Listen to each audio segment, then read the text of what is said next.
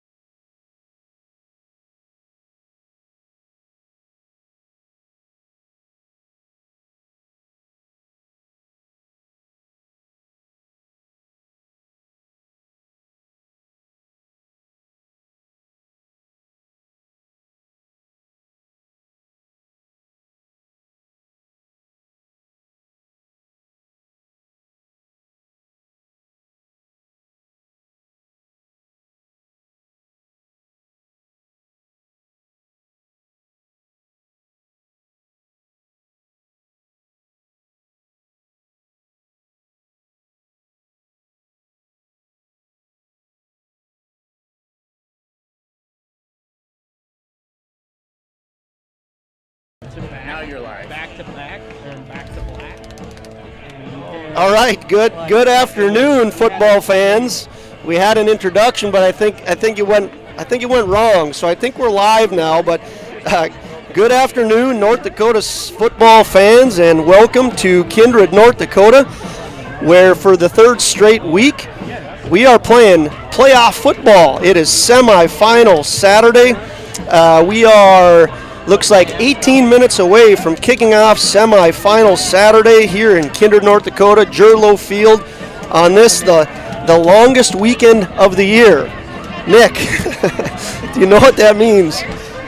I can think of as daylight savings, Josh. Okay, it actually means that one of these two teams playing today get an extra hour of celebrating a trip to the Fargo Dome. Who's playing, you might be wondering. I doubt that's actually the case. You're tuned in and you know full well who's playing. We have the visitors on the scoreboard, the champions in the Southwest region, the number 3 seed in the state of North Dakota. They boast a record of 10-1. It's the Bowman County Bulldogs. The Bowman County Bulldogs have traveled 370 miles east. That's a 5+ hour bus trip. A lot of good team bonding going on that bus trip, I'm sure. They have traveled to Kindred, North Dakota, to Jerlow Field to take on the Southeast champions and the number 2 ranked team in the state of North Dakota, the Kindred Vikings, also with a 10-1 record. So we have a matchup of 2 10-1 teams, the number 2 ranked Vikings in the state, the number 3 ranked Bowman County Bulldogs in the state. It's going to be an exciting afternoon. My name is Josh Almaris. I'm going to be calling today's game. We're fortunate to have the same crew 3 weeks in a row. Bryce Whipple once again pushing the buttons for us. We appreciate his help. And a man who doesn't need an introduction but is going to get one, 2018 Kindred High School graduate, current Bison student. He's a coach here in Kindred, a 3-time champion and a Kindred football alum. It's Nick Nicholas, the Eggmeister Eggy Eggman. Nick, how are you doing? Are you excited for today? Oh, I'm doing great. I mean, great weather, 2 great teams, trip to the Dakota Bowl on the line. I think it's going to be a great afternoon. It is currently 59 degrees. A gentle breeze, we'll call it, out of the southwest of 7 miles an hour. It feels like 57 degrees. It's November 6th, folks. It is just absolutely beautiful out here on a November 6th Saturday afternoon. Nick, obviously the kids are very excited about this semifinal Saturday. We're gonna break down how things are shaping up across the state to get here. But does weather like this increase the excitement? Is it possible to do that? Personally, I don't think so. You wake up semifinal Saturday, you're ready to go. You're ready. You're fired up. As soon as you wake up, you're ready to go play some football and get to that Dakota Bowl. Yeah, I'm gonna see if Bryce can get me a clip here. Bryce, can you check the football clip there? It was 5 years ago, almost exactly to the day. This is the Kindred Vikings at Shanley. Ethan Lingen rolling to his right late in the game, and he hits Greg Kramer for a touchdown pass. 5 years ago yesterday, the Kindred Vikings punched their ticket to the Fargo Dome. Nick, 5 years ago, you were a part of this team. I ask you this question every week. I'm going to ask it again as this clip plays one more time. How are these guys feeling when they wake up this morning? Like I just said, you're ready to go. I think you're hoping it's 2 o'clock. You're waiting all day, and you're just excited to get on that field. I don't know. Yeah, absolutely. It should be a fun day. We're going to take a look at that bracket right now, see how we got to this point. Once again, I had mentioned it's the number 3 seeded Bowman County Bulldogs that are taking on the number 2 seeded Kindred Vikings. They are 2 of the 4 teams that remain in the state of North Dakota right now. The other 2 are Hillsboro Central Valley, the number 1 seed in the state, and the number 4 seed, Bishop Ryan. So we have our 4 favorites as far as the polls go that have, in fact, made it to the semifinals. How did they get there? Well, let's take a look. Hillsboro Central Valley on the top of the bracket. They're the number 1 seed. They defeated Lisbon in round 1 action by a score of 43-8. They then went on to play Central Cass and beat them by a score of 28-6. That put them again in the semifinals against Bishop Ryan. Bishop Ryan won their first game against Hazen by a score of 21-0. Bishop Ryan then went on to beat Velvet Garrison in a close game, 26-20. So the 3 top overtimes in that game. Yes, you're right. That was a heck of a game. So that leads us on the top half of the bracket with, again, the number 1 seed in the state, Hillsboro Central Valley, taking on Bishop Ryan. That game doesn't kick off until 4 o'clock this afternoon. On the bottom half of the bracket, you have the home team on the scoreboard, the Kindred Vikings. The number 2 seed in the state took on Thompson, a game that the 3 of us had together, a fantastic game. Kindred saw themselves trailing in the 4th quarter. They came back and won by a score of 30-28. They then played a fantastic Langdon area Edmore Munich team last week, a game that, again, we were fortunate enough to call. The Vikings defeated the Cardinals by a score of 21-18. So in their 2 games, they have won by a total of 5 points. So, Nick, do you think this is going to be a game that leads up to the excitement that we've seen the last couple weeks? I think it is. It's going to be a great game. I have a feeling it's going to be a shootout. I don't know why, but I think it's going to come down to whoever has that ball last and can get in the end zone. Well, it is the number 2 and the number 3 seed in the state. How did Bowman County get here? They defeated in the first round Ned Rose High School by a score of 20-14. Bowman County then went on to beat Des Lacs Burlington last week by a score of 28-16. They saw themselves trailing in that game early on, but ended up running away with it near the end of the game. And here we are, again, the number 2 seeded Kindred Vikings playing host at Jerlow Field to the Bowman County Bulldogs, who've traveled 370 miles, 5+ hours, to be here in Kindred. It is a beautiful day. Nick had already alluded to that. We have started the season with 33 teams trying to get to the Fargo Dome, many of them with lofty goals, and we're down to 4. 4 teams remain. We are excited to be bringing you semifinal football on this, the longest weekend of the year, a Veterans Day weekend.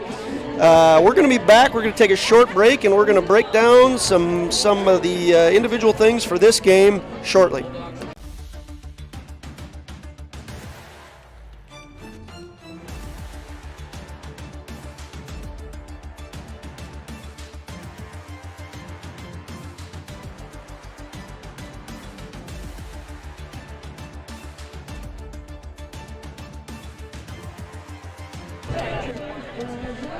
Welcome back to Jerlow Field. Once again, football fans, the clock says just under 7 minutes. We add 5 minutes to that, so we're about 12 minutes away from kickoff. We are excited to be here on semifinal Saturday. The pool of teams has been whittled from 33 to 16 to start playoffs, and now we are down to the final 4. There are 4 teams that are remaining. We're going to very shortly have for you the coin toss as the captains start to make their way to the field, so we'll put that on. Nick, I want to talk briefly about some of the players we've been fortunate enough to see here in Kindred, some outstanding players from obviously these 2 teams we're about to see today, but Thompson Tommies, they brought a whole host of some real good athletes and gave Kindred everything they could muster up and more in a very close game. There were seniors, Kyle Odenbach, a very good quarterback, Josh Yon, Ryan Juvie, some linebackers for the Tommies that impressed us, Ryan Strandy, very good on the line. They have some juniors on that team, Reese Berberich, a junior running back, Max Roller, a junior wide receiver. Perhaps one of the most impressive players we've seen certainly in the wide receiver position was a young freshman named Jake Starcevic, 6'2", 190 pounds. He's got a bright football career. Of course, last week we saw the Cardinals. They only have 5 seniors, folks, those Cardinals. Tucker Wells, Sean Gieser, Jacob Paulstead, Zach Rossvet, Chase Moan. They have a whole crew of very good athletes returning next year. Carter Tatro, just a junior, running back, linebacker, seem to be all over the field. Ray Swirly, a sophomore quarterback. Jack Rumfo, 6'2", 205 pounds. We called it a lot last week. 2, 3, 4, 5-yard runs by the Cardinals, and a lot of that was because of Jack Rumfo. Nick, is there a player or a couple players that you were really impressed with over the last couple weeks? From Thompson, you got to go with Starcevic. Couldn't be stopped by this Kindred team. Caught for over 100 yards, a couple touchdowns. And then Langdon, I think I have to go with Race Worley. He got smoked like 5 times and still stayed in that pocket and delivered those passes to his wide receivers. Yeah, he was a tough kid. He took a hard hit early on. There was a few times he stood in the pocket and just got popped real good, and just always continued to get back up. He's a tough kid. Look out for the Cardinals next year, folks. They're going to be a tough team, but we're not talking about next year. We've got semifinal football here today. It's Saturday, beautiful day. Going to touch 60 degrees today. We are just about 9 minutes away from kickoff. Nick, Bowman County traveling 370 miles to Kindred, North Dakota. What do they have to do to punch their ticket into the Fargo Dome? Watching a little film on them, they're going to spread the ball around today. They got some great athletes that can run, and I think that's their game plan. And then they're going to have to stop this Kindred run game. Kindred's going to want to establish their line with their big physical guys, And if Bowman can stop that and get their playmakers cooking on the outside, I think they've got a good chance. Yeah, I think you're exactly right. This is a team that's going to have a significant amount of speed. I mean, they need to use that team speed. I can attest to the fact in the last couple of years as a track coach in Kindred that Bowman County's always been on our radar. They are a team that has phenomenal speed. They won the state cross country meet. So they no doubt have some very good athletes. I'm looking forward to watching. We've talked a lot about Max McQuillan. We think he's one of the best quarterbacks in the state. But they have a guy by the name of Quaid Lardy. He's thrown for 2,500 yards. He has 22 touchdowns. He's 5'11" and 170 pounds. He is going to be a fun guy to watch. Their defense, they've got Carson Massey. He's 6'1", 180 pounds. He's got 89 tackles and 15 sacks on the year. He's going to be a big playmaker for him. Clay Heimer, 1,400 yards under his belt, 17 touchdowns, 6'1", 170 pounds. Brody Headley is going to be another guy that's going to be fun to watch. They've got some big linemen, Mace Stuber, Grant Keys, two of the leaders for these guys, 6 foot. Both of them are 6 foot. Mace Stuber is 240, Grant Keys 250, and then they have this guy by the name of Ashton Batest. He's 6'8", 300 pounds. So if they can neutralize that Kindred line and use that team speed, no doubt that Bowman County are going to have a recipe for punching their ticket into the Fargo Dome. Now, of course, Kindred's going to do everything they can to make sure that doesn't happen. What are the keys for Kindred to punch their ticket to the Fargo Dome next week? Own that line of scrimmage. We've talked about it the past 2 weeks. We're going to talk about it again this week. They got some big boys up front that know how to block, know how to move people around, and I think Trey Heinrich needs to have a big day for them, running behind them. And then obviously when they establish that, they get to the passing game with Max McQuillan, very capable quarterback, has some athletes on the outside that can go out and catch the ball and run too. So just own that line of scrimmage and then get into that passing game.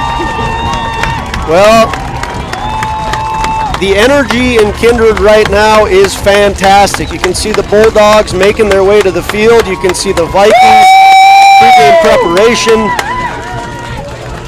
This is going to be a really fun Saturday. Here you can see Bowman running out. Their fans traveled. We already said it, Nick. We came here at about 1 o'clock, and the Bowman County section was packed. What do you think about this atmosphere, Nick? This is great atmosphere. I don't think I've ever seen this many people in these Kindred stands before. I think this place is going to be rocking all afternoon. We're certainly excited to be carrying the game for you guys. We hope we're able to do a good job and that you guys enjoy our broadcast. Once again, Josh Almaris alongside Nick Eggman and Bryce Whipple. We're going to take a quick 30-second break, and we'll be back with pregame lineups. Buying, selling, or leasing commercial real estate in the Fargo-Moorhead area? From office to retail to industrial to farmland, trust the experts at Goldmark Commercial Real Estate to lead your team to success. As the #1 commercial sales and leasing brokerage in the FM region, they have the experience and skills to handle all of your commercial real estate and farmland needs with the highest levels of customer service and marketing around.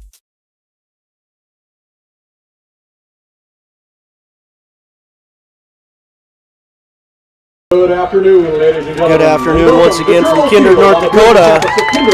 Welcome to Jerlow Field. We are 5 minutes away from kickoff, and I'm going to turn it over to the PA guy, Mr. Eric Dick, as he gives us the pregame lineups. For today's starters, we'll announce the offensive lineup for the Bulldogs. At left tackle, a junior, number 56, Ashton Batest. At left guard, a sophomore, number 77, Kurt Mischke. At center for the Bulldogs, a junior, number 74, Mace Stuber. At right guard, a sophomore, number 55, Blake Holbaum. At right tackle, a junior, number 78, Grant Keys. At tight end, a senior wearing number 10, Carson Massey. At running back, a sophomore, number 22, Bishop Duffield. At one wide receiver, a senior, number 25, Clay Heimer. At another receiver, a sophomore, number 11, Roman Fossum. At your other wide receiver, a senior, number 33, Brody Hedley. And at quarterback for the Bulldogs, a senior, wearing number 12, Quade Lardy. The Bulldogs are coached by Nick Walker, assisted by John Brose, Nathan Keys, Jaden Shook, and father Jared Wolf. And now let's meet the cheerleaders for the Vikings.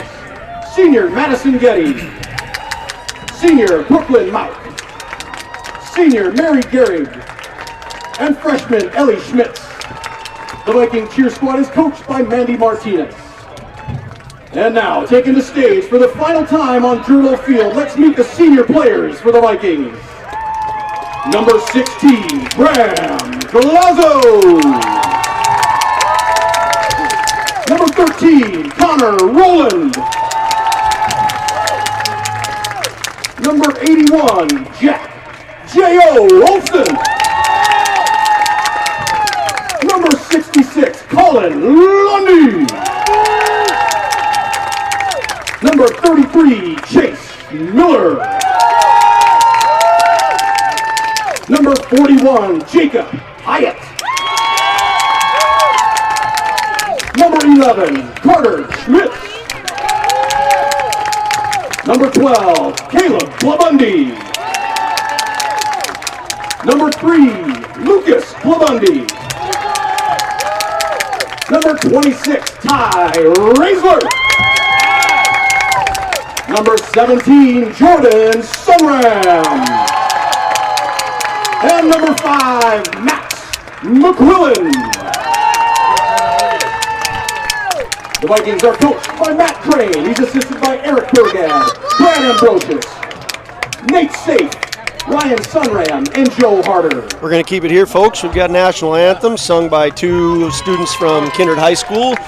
So we're going to keep it here and allow you to enjoy Kinsey Knight and Madison Getty as they are about to sing for us the national anthem on Veterans Day weekend. A quick shout out to all our veterans. Thank you for your service. Once again, Kinsey Knight and Madison Getty, both Kindred High School students, will be singing our national anthem.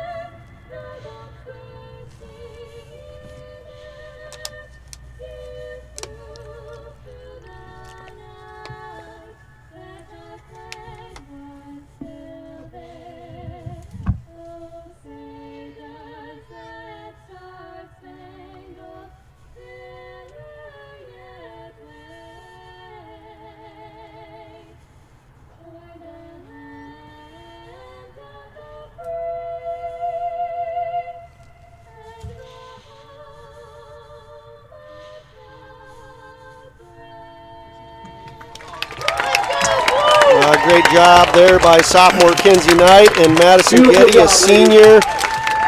2 fantastic singers here in Kindred.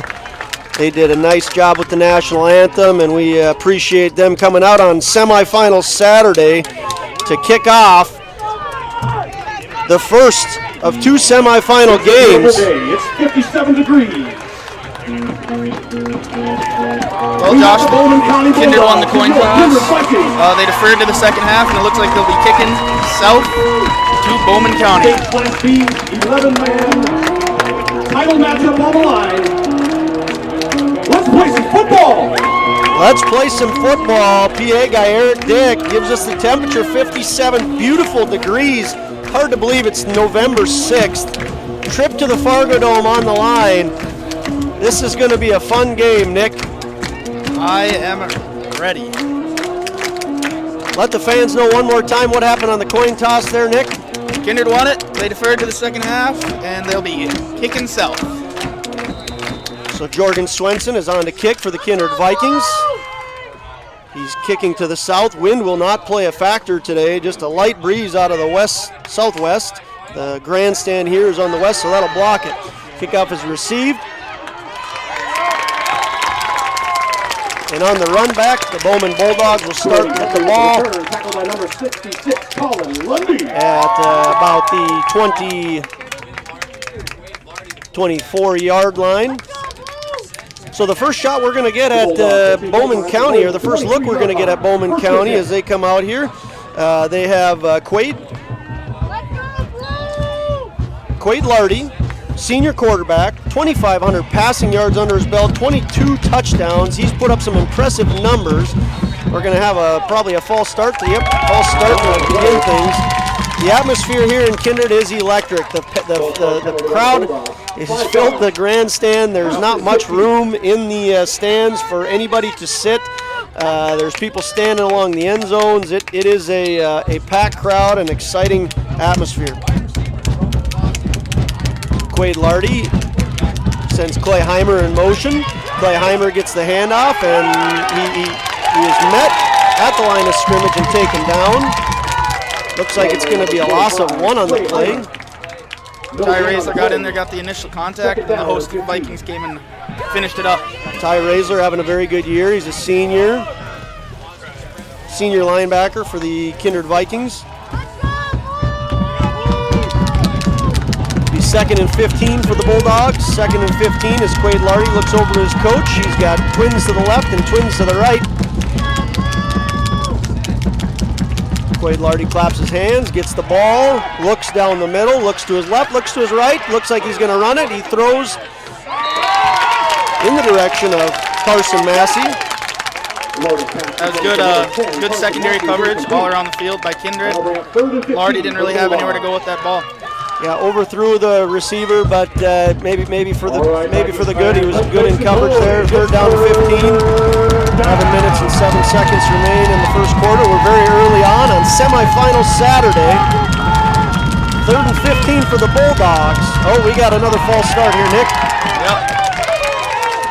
Grant Keys is one of the captains and big leaders for the Bowman Bulldogs. He looks like he got a little too excited there. One of the things I've enjoyed a lot about doing these broadcasts, I've gotten to talk to a lot of the football coaches. Nick Walker, the head coach for Bowman County, excellent guy. It was really fun talking to him. He's in his 4th year here at Bowman County. Spent some time at Bismarck Century and Legacy. Also coached collegiately at Dickinson State. Oh, looks like another one. 3 false starts already.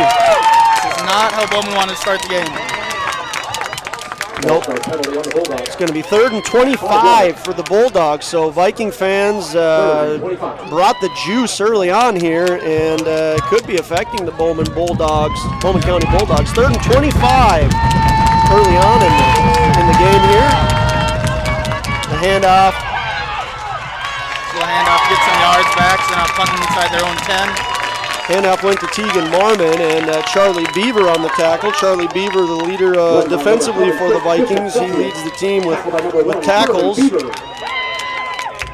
38 total tackles for Charlie Beaver. Now he's got 39. Very athletic linebacker for the Vikings. Bowman County is on. Oh, and we got a block punt. Block punt. It's going to be a safety, or it's going to be a safety or a touchdown. Safety. This is exactly how Kindred wanted to start this game. Momentum from the beginning. Now they get the ball back and try to go up another score. Yeah, no doubt this is exactly what the Vikings wanted to do. I mean, they won the coin toss, they deferred, so we want to go on defense. They push the Bowman Bulldogs back to 3rd down and 25. They get a blocked punt out of the deal. I think it was Massey who was on to kick that. He ends up falling on it. and is tackled in the end zone for a safety. So the Vikings are going to take the initial lead here by a score of 2-0. We are only not even a minute and a half into the game, as you can see there. 10 minutes and 33 seconds left in the first quarter, so we're not even 90 seconds in, and the Vikings see themselves with a lead, 2-0. Yep, Bowman County can't have those costly mistakes. They can't be jumping off false starting. They're going to have to play a clean game. Flags are not going to help them out today. Yeah, like I had alluded to earlier, I was talking to Coach Nick Walker. He has some great leaders on his team. They have 6 captains. Mace Stuber, Grant Keys, the 2 junior captains. Brody Headley, Clay Heimer, Quade Lardy, and Carson Massey are their captains. This is a time where the seniors are going to have to, or the captains are going to have to really get things calmed down and sort of weather the storm. Charlie Beaver on the return, he goes to his left and is stopped at about the 43-yard line. Charlie Beaver sets the Vikings up with very good field possession. The Vikings are going to have it 1st and 10 inside Bulldog territory. Well, you look at this 2 ways, Nick. Bowman County has got to have a stop here, right? Yeah. Yes. And I mean, not the end of the world, but they need some momentum back on their side right now. Yeah, they got to catch their breath, weather the storm a little bit, and if you're a Viking fan, you got to twist the dagger right now. I mean, still very early in the game, of course, but this is an opportunity for the Vikings to really keep that momentum going. Max McQuillan, senior quarterback, sends Caleb Kilbundy in motion. He keeps it, takes it up the middle, has a lane, and gets a very nice gainer for the Vikings. Max McQuillan picks up, I would say, 9 yards there. Yep. Head coach Matt Crane loves that play. Loves running with McQuillan.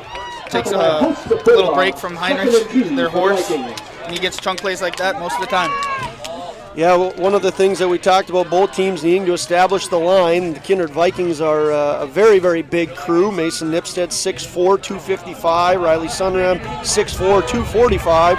Colin Lundy, 6'1", 200. Max Opgren, 6'1", 190. Jack Packer, 6 feet 270. Blake Ushka, 6 feet 215. If they can establish the line, the Vikings are going to be successful. Max McQuillan looks on the wide open. That's Max Opgren into the Viking home house. How appropriate! Max Opgren with a touchdown. The Viking home house. Nate Opgren, Dina Opgren, your son is into your house. Just like we talked about in the pregame, big run, little play action there, wide open down the field. Well, they established the run, and then they go to a pass. We talked about Max McQuillan is an excellent quarterback, one of the best in the state, I think, and he shows why there. Jordan Sunram on the kick. She's 27 of 33 on the year. The snap is good, the spot is good, and Sunram kicks it through. The Mr. and Miss J combination strikes again for the Vikings. It is now 9-0. We'll be back shortly. You have a teen ready for driving lessons, don't know what they need to do or when things need to be done? If busyness keeps you from driving with them, then Gotta Go Driving School is the place to call. Jeff Weber at Gotta Go Driving School has been teaching driving lessons to all age groups since 1991. Call Jeff at Gotta Go Driving, 238-0236. Jeff will tell you to start planning ahead now. Don't wait. Got a new driver? Then it's Gotta Go Driving School. Talk to Jeff or go online at gottagodrivingschool.com. I'd like to welcome you back to Jerlow Field once again. The Kindred Vikings have come out to a quick lead, 9-0, with 9 minutes and 34 seconds remaining. We aren't even 2.5 minutes into the game. Vikings are set to kick off to the Bulldogs. Jorgen Swenson, the kicker. He's going to be kicking it back to the Bulldogs. And taken at about the 15-yard line by Clay Heimer. Clay Heimer moves to his right. Contact is made at about the 25-yard line, but he keeps his legs churning and gets to about the 30-yard line where the Bulldogs are going to see the ball for the second time. Yeah, they need to establish a drive here. They got to get the ball down the field. Even if they don't score, they got to show something to get them back in this game. Yeah, I think that it's important to get some progress here for the Bulldogs. They got to see some kind of, a first down would be big. Just seeing that they can kind of like I said multiple times, they need to weather this storm. They need to make sure that things don't get away from them early on. So they got to see some positive drives here, some positive plays by the Bulldogs.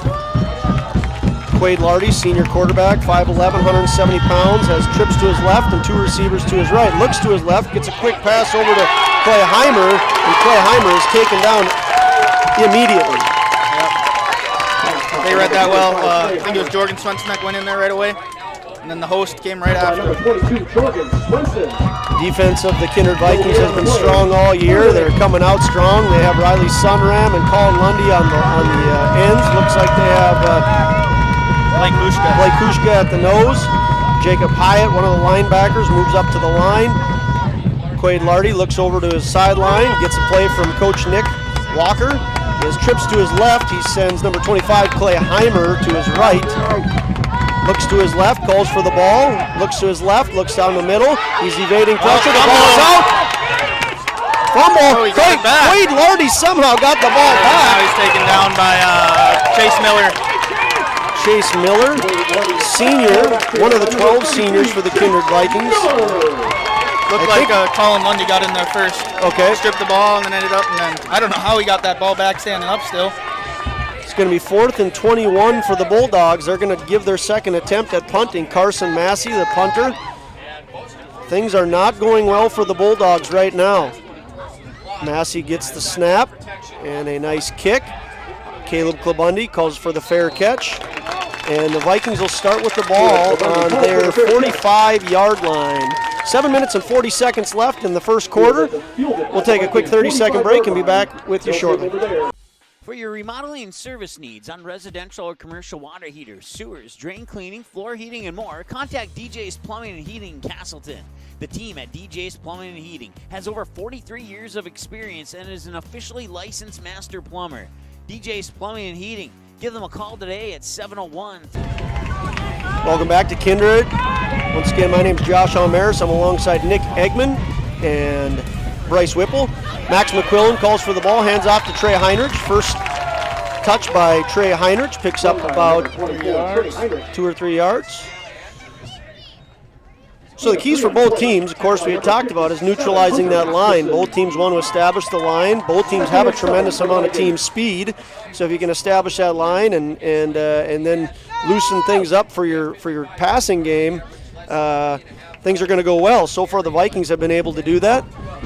They have a touchdown pass from McQuillan onto Max Opgrand and a blocked punt for a safety. That's how the Vikings now have the lead of 9-0. Max McQuillan with the ball, looks down the middle of the field, throws to senior Jacob Hyatt. Jacob Hyatt with a nice gain there, probably of about 10 yards. Yep. Love when that fullback gets the catch out in the open field. That's right, Jacob Hyatt, a senior. He's had a very good 3 games for the Vikings. One of the 12 seniors that does not want this to be their last game. Of course, the winner of this game punches their ticket to the Fargo Dome for the state championship, which is on Friday at noon in the Fargo Dome. We talk about weather, Nick. These guys have had fantastic weather, and next week's weather for the championship is going to be awesome. Yeah. Upper 60s, no wind, no rain.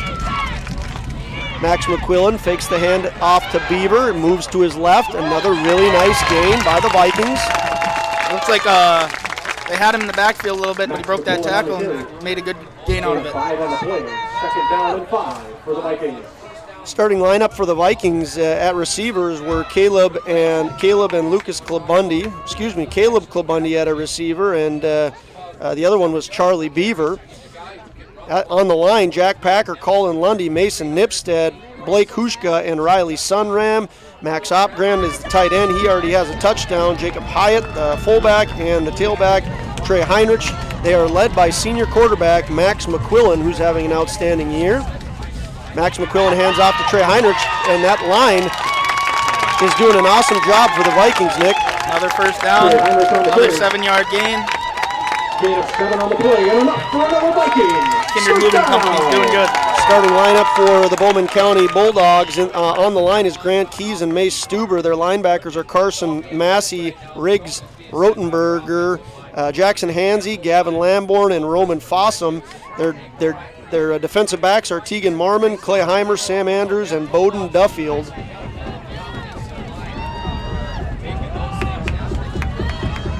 Once again, if you're just joining us, the Vikings blocked a punt. The Bulldogs recovered in the end zone. That's how the Vikings got their first 2 points. Max McQuillan passes on to Trey Heinrich. Trey Heinrich on 1st and 10 picks up about 8 yards. That play right there just shows how athletic Trey Heinrich is. Nearly falls, catches himself, and then still gets up, breaks a tackle, and gets 8 yards out of it. Yes, no doubt. Heinrich we talk a lot about. He's had a great year for the Vikings. Once the safety happened, the Bulldogs had to kick off to the Vikings, and the Vikings went down and scored on a pass completion. Max McQuillan over the middle of the field to Max Opgrand. The extra point put the Vikings up by a score of 9-0. 4 minutes and 24 seconds and counting left in the first quarter. Max McQuillan under pressure steps up and picks up the first down. Gain of about 5 yards, Nick. Another first down for the Vikings. Yep, even when a play breaks down, you can still get out of that pocket. Hunter Rasmussen. That yardage is enough for another Vikings. First down. Well, we're still early on here. Vikings lead by a score of 9-0. They've come out in full force. They are having an excellent start to the game. Again, they lead 9-0. Max McQuillan sends twins to the right. It's Beaver and Caleb Klabundy. He has Trey Heinrich with him. Sends Charlie Beaver in motion. Hands off to Charlie Beaver. Charlie goes to the far side, and he's met after maybe a gain of 1 or 2. I can't see who that was. Looks like it was Bowden Duffield on the tackle. They play that perfectly on defense. Stretch them out, make them go side to side, not upfield, and then have people flow to the ball and make that tackle.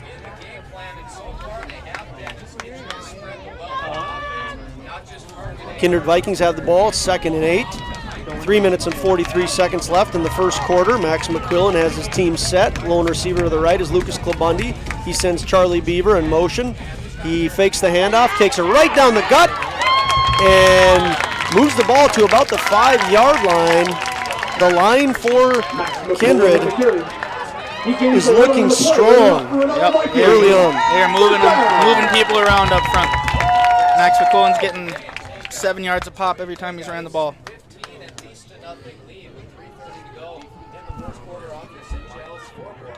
One of the things that both the coaches talked about, and we've mentioned it already, is establishing that line.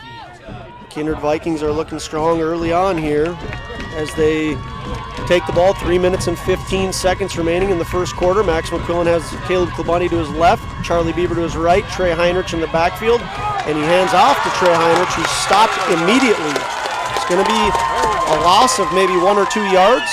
Move the Vikings back to the 7-yard line, and we'll give us 2nd and goal with 2 minutes and 54 seconds and counting on the clock. Looked like Kindred offensive line didn't see that linebacker blitzing, just didn't know one picked him up, and he got shot right through a gap and got right in the backfield to tackle Trey. Trey Heinrich has 1,100 yards on the season, 18 touchdowns rushing. He has another 4 receiving touchdowns. Going to be a false start against the Vikings. False start penalty on the Vikings. 5 yards. Going to be 2nd and goal from the 12-yard line. Great atmosphere here in Kindred. Bulldog Nation has certainly come on full force. They've made the trip of over 5 hours, 370 miles to Kindred, North Dakota. Vikings run a little trickery, a little eye candy with Kylan Swenson. Did he catch that ball? He did catch that ball. Go ahead. Looks like a touchdown, but I think they're going to get a block in the back on Caleb Klabundy. Yes, Trey Heinrich dug that from very low, and I thought that ball fell to the ground, but it did not. It's going to all be for nothing. It's going to be holding against the Vikings. One of the wrinkles that the Vikings have thrown in this week is throwing Kylan Swenson in the backfield with Trey Heinrich, 2 very athletic tailbacks for the Vikings. They're going to use Kylan Swenson as some eye candy, I think, and then probably slip one to him every now and then. They did it. It was more of the show pony case right there. Kylan Swenson, of course, was one of the heroes from last week, had a big touchdown on a kickoff return right after the Vikings fell behind the Cardinals. Max McCowan rolls to his right. He's got room. I think he's going to tuck it and run, and he does. He tucks it and runs it inside the 5-yard line. Down to the 2-yard line. Down to the 2-yard line. It was 2nd and 18. 2nd and goal, technically, from the 18. He picks up 16 yards on that play. It's going to be 3rd and goal from the 2. And then talking about Kylan Swenson there, he was on a block, and the guy got around him, and he let go of the block smartly. He was about to get holding and let go and just let him make the tackle. Kylan Swenson, a physical young man. He can block just as well as he can run. Vikings have it 3rd and goal from the 2. Hand off to Trey Heinrich. Trey Heinrich looks like he's going to be there.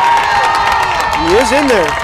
Touchdown, Trey Heinrich and the Vikings. That's Trey Heinrich's 19th touchdown of the year. Again, he has over 1,100 yards for the Vikings. Vikings look like they're going to set up for the extra point.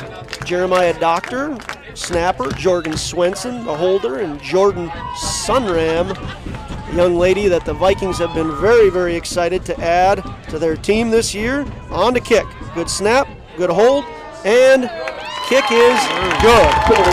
Vikings with a 16-0 lead.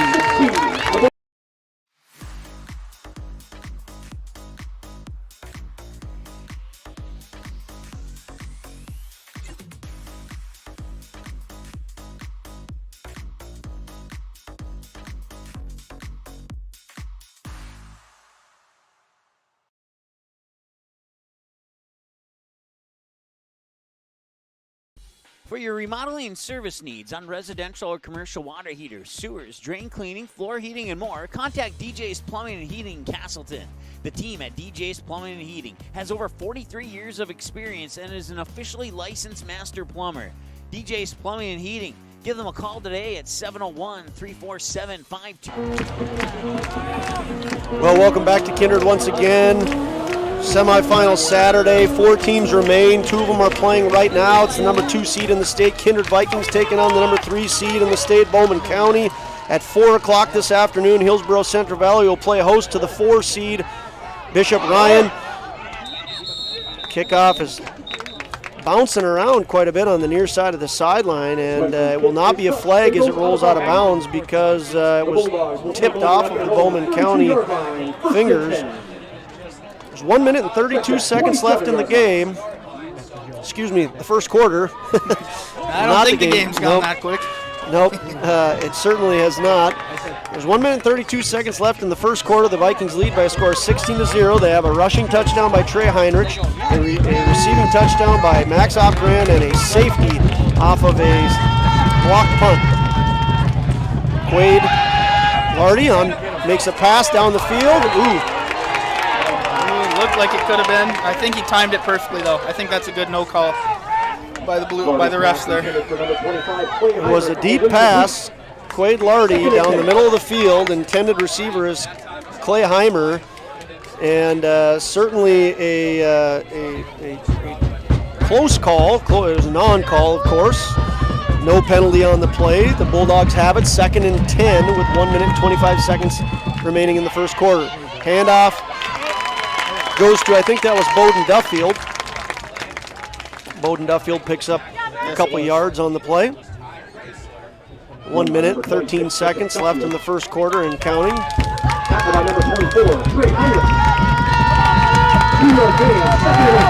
Bowman Bulldogs have the ball 3rd and 8 on their 29-yard line.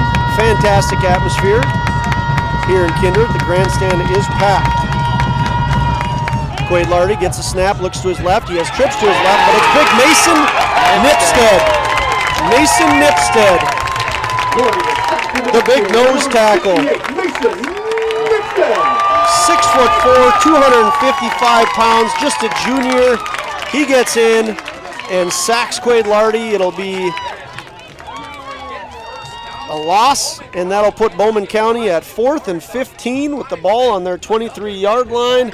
They're going to be punting once again. It's Carson Massey on the punt. The Vikings have Charlie Beaver and Caleb Klubundi back. Charlie Beaver with the fair catch. The Vikings will take it at midfield when we come back. Catch by number 1, Charlie Beaver. Flag on the play. If you're looking for a bank or insurance agency that offers big bank products and small town service, then Kindred State Bank and Insurance Agency is the way to go. Live in. If you're looking for a bank or insurance agency that offers big bank products and small town service, then Kindred State Bank and Insurance Agency is the way to go. Live in or near the Kindred area? Stop in and chat with a friendly banker or insurance agent about all of the convenient services and features they offer. Kindred State. We'd like to thank our sponsors, Kindred State Bank, one of our many sponsors that makes it possible for us to broadcast these games. The Vikings are about to take the ball with 15 seconds left in the first quarter, probably the last play of the first quarter. There's going to be a flag. By the way, there was a flag on the Vikings on the return, so that set them back 10 yards. We didn't catch who the flag was on, and now we have a false start against the Vikings, so both teams having some early troubles. Yeah, there's been laundry. Yes. Quite a bit already in this first quarter. Too many flags. I think both teams are going to be disappointed in that aspect. Certainly the Vikings are happy with the scoreboard right now, leading 16-0, with this being potentially the last play of the quarter. 15 seconds remaining. Max McQuillan has twins to his right. It's Charlie Beaver and Caleb Klubundi. They are going to pass. Might not be the last play. Pass is up to Caleb Klubundi, and it's tipped very nicely away by Tegan Marmon. Excellent coverage by Tegan Marmon there. Intended receiver Caleb Klubundi, and like we'd said, great coverage by Tegan Marmon there. Looked like he had a step on him, but Max just underthrew the ball just a little bit, didn't lead Caleb Klubundi, and that allowed Tegan to go up there and make that play. Max McQuillan has 1,370 yards on the season, 15 throwing touchdowns, 16 now after a reception between him and Max Opgrand earlier. Looks like we're going to have a timeout. Is that right, Nick? Timeout, Vikings. Okay, we'll take a timeout with them. Kindred Storage, built on the north side of the city of Kindred, provides secure and affordable storage. The units at Kindred Storage are new construction, isolated from water and snow, and are maintained year-round. The area is also well lit to ensure easy and safe access to your possessions day or night. Call 701-428-3121 for unit pricing and more information. You can find Kindred Storage located on the north side of the airport in Kindred.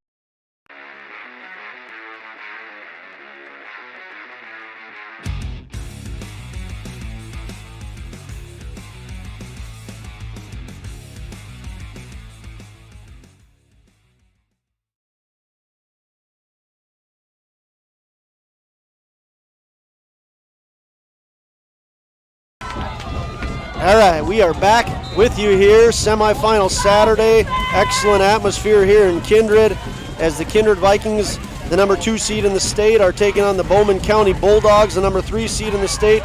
Max McQuillan with a quick throw, pitch over to Trey Heinrich. Trey Heinrich with a gain of about 8 or 9 yards. That'll be the final play of the first quarter. At the end of the first quarter, once again, the Vikings are leading the Bowman County Bulldogs by a score of 16-0. We'll see you back here shortly. Do you have problems hanging over your head? Fix it fast with a call to Maximum. Do you have problems hanging over your head? Fix it fast with a call to Maximum Roofing. Maximum Roofing's amazing customer service can repair or remove and replace your roof, with most jobs completed within 24 hours. Their professional contractors are local with over 17 years of experience and are fully licensed and insured. Your roof is critical in protecting your home or business. Fix it right with Maximum Roofing. Give them a call today or visit MaximumRoofingND.com.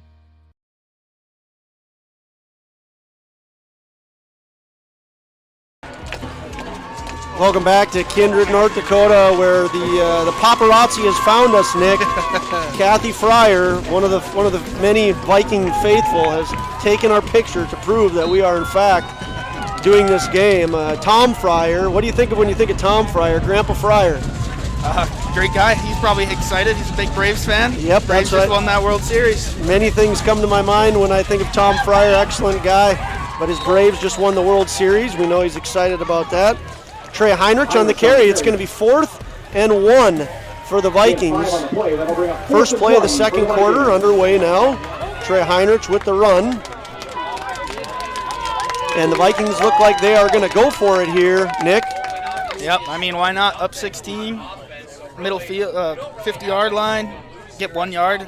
Kindred O-line's been controlling the game. Up front, 1 yard. Maybe a little Jacob Hyatt 3-yard gainer here. Yep, little Leroy Horde coming at you for the Vikings potentially. We'll see. Vikings Max McQuillan calls for the ball. Trey Heinrich on the carry. Met at the line of scrimmage, but he keeps those feet going, and my oh my, he is still moving. Still moving. Coach Safe is pumped up about that one. His big guys moved him. Another met at the line, another 20 yards up the field, and he goes.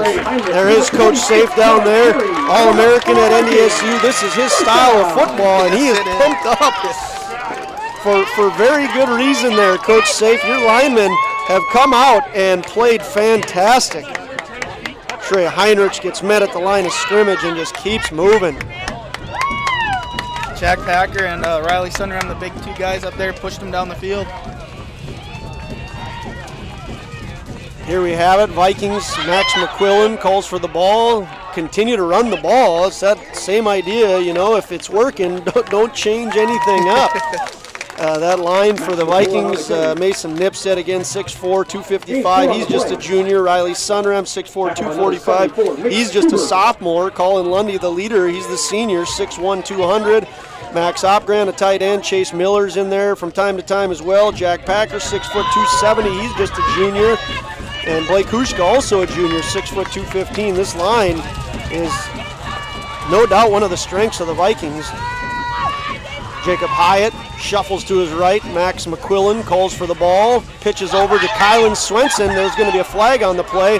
Kylan Swenson cuts in and is taken down. I think this is coming back. Do you think so, Nick? Yeah, I think they might get a holding call. It was a fast flag. It was quick.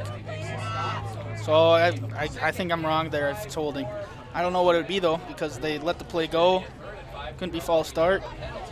The refs are trying to figure it out, too. Gesturing back and forth. I think our PA got it right over here. I think he's a chop block. Chop block against the Vikings. Chop block penalty on the Vikings. So that'll negate the yards gained by Kylan Swenson as the official walks the ball back. It was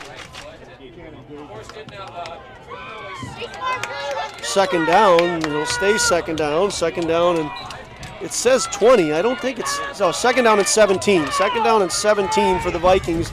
Max McQuillan, again, the senior quarterback, sends Charlie Beaver, just a junior, in motion. It's the double handoff to Kylan Swenson.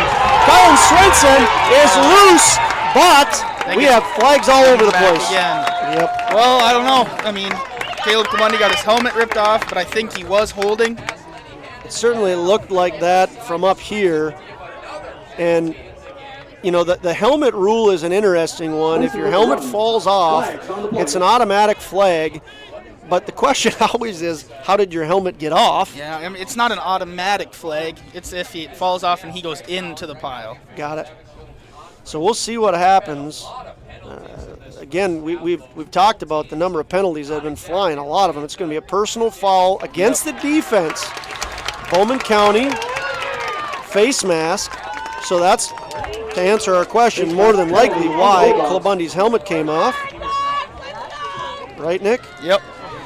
Right away, I think frustration.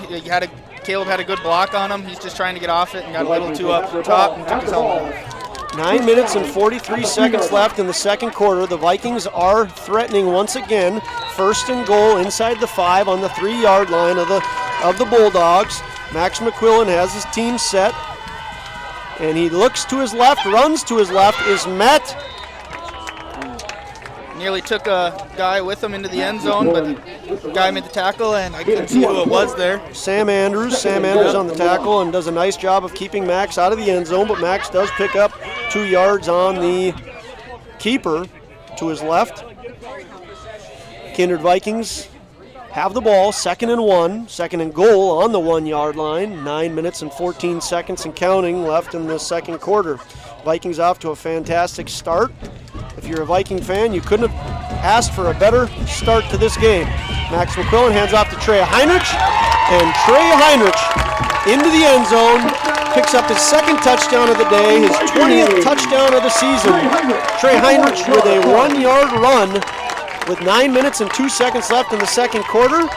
The Kindred Vikings are on fire as they start off this beautiful November 6th afternoon, now leading by a score of 22-0. Jordan Sunram on to kick. Jeremiah Doctor, the long snapper, snaps on to Jordan Swenson. High snap. Jordan gets it down, and Jordan punches it through. It's the Mr. and Miss J combination striking once again. Vikings lead by a score of 23-0.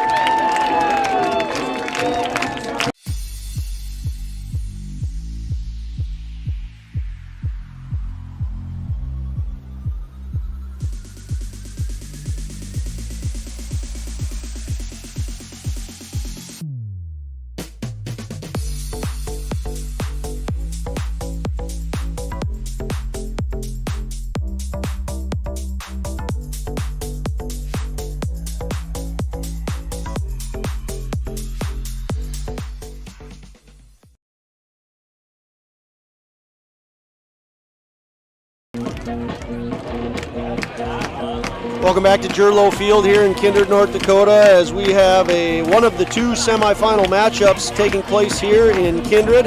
The Bowman County Bulldogs, the number 3 seed in the state, the Southwest champions, have traveled 370 miles to Kindred, North Dakota to take on the Southeast champs and number 2 seed in the state. Jordan Swenson kicks back. Looks like Bishop Duffield on the return, and he's brought down quickly. There's speedy Kylan Swenson running down there to get him. Kylan Swenson has made a name for himself this year, just a freshman for the Kindred Vikings, a young man that has a very bright football future.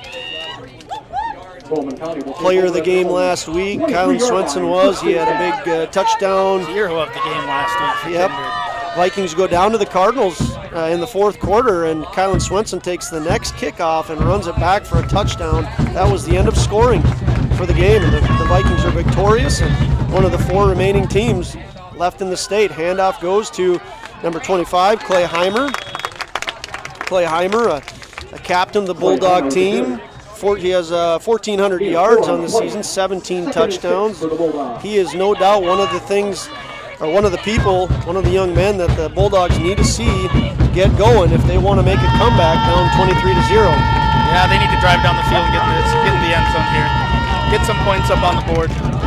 Quade Lardy has his team set, sends a man in motion, and gives the handoff to, that looks like Bowden Duffield.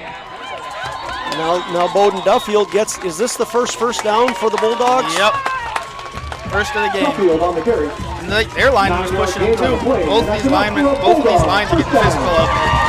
Yeah, the line of the Bulldogs is big as well. Mace Stuber, 6 foot 240. Grant Keys, 6 foot 250. Ashton Bates, 6'8", 300 pounds. They need to no doubt start pushing back on the Vikings here. Quade Lardy hands the ball off to Brody Headley. Brody Headley goes to the far side and is pushed out of bounds. Going to be a minimal gain there, maybe 2 yards. Going to be 2nd and 8. Run by number 33, Brody Headley. From the Viking 36-yard line. 38-yard line, excuse me. Little jet sweep there by the Bulldogs. Quade Lardy has twins to his right. In the backfield, Bowden Duffield to his right. They send Headley in motion. He's under pressure. He makes the pass down the field, and he overthrows Clay Heimer. I think he had him there. What did you see, Nick? Yeah, I don't know. It would have been a tight window. He had the safety coming over top, Jordan Swenson, and he had a step on Caleb, but he just threw it a little too far into the center of the field, not up the field. And Jordan might have gotten there, but would have been a tight window. Clay Heimer, the intended receiver. It's going to be 3rd down and 8. Bulldogs looking to continue with another first down here.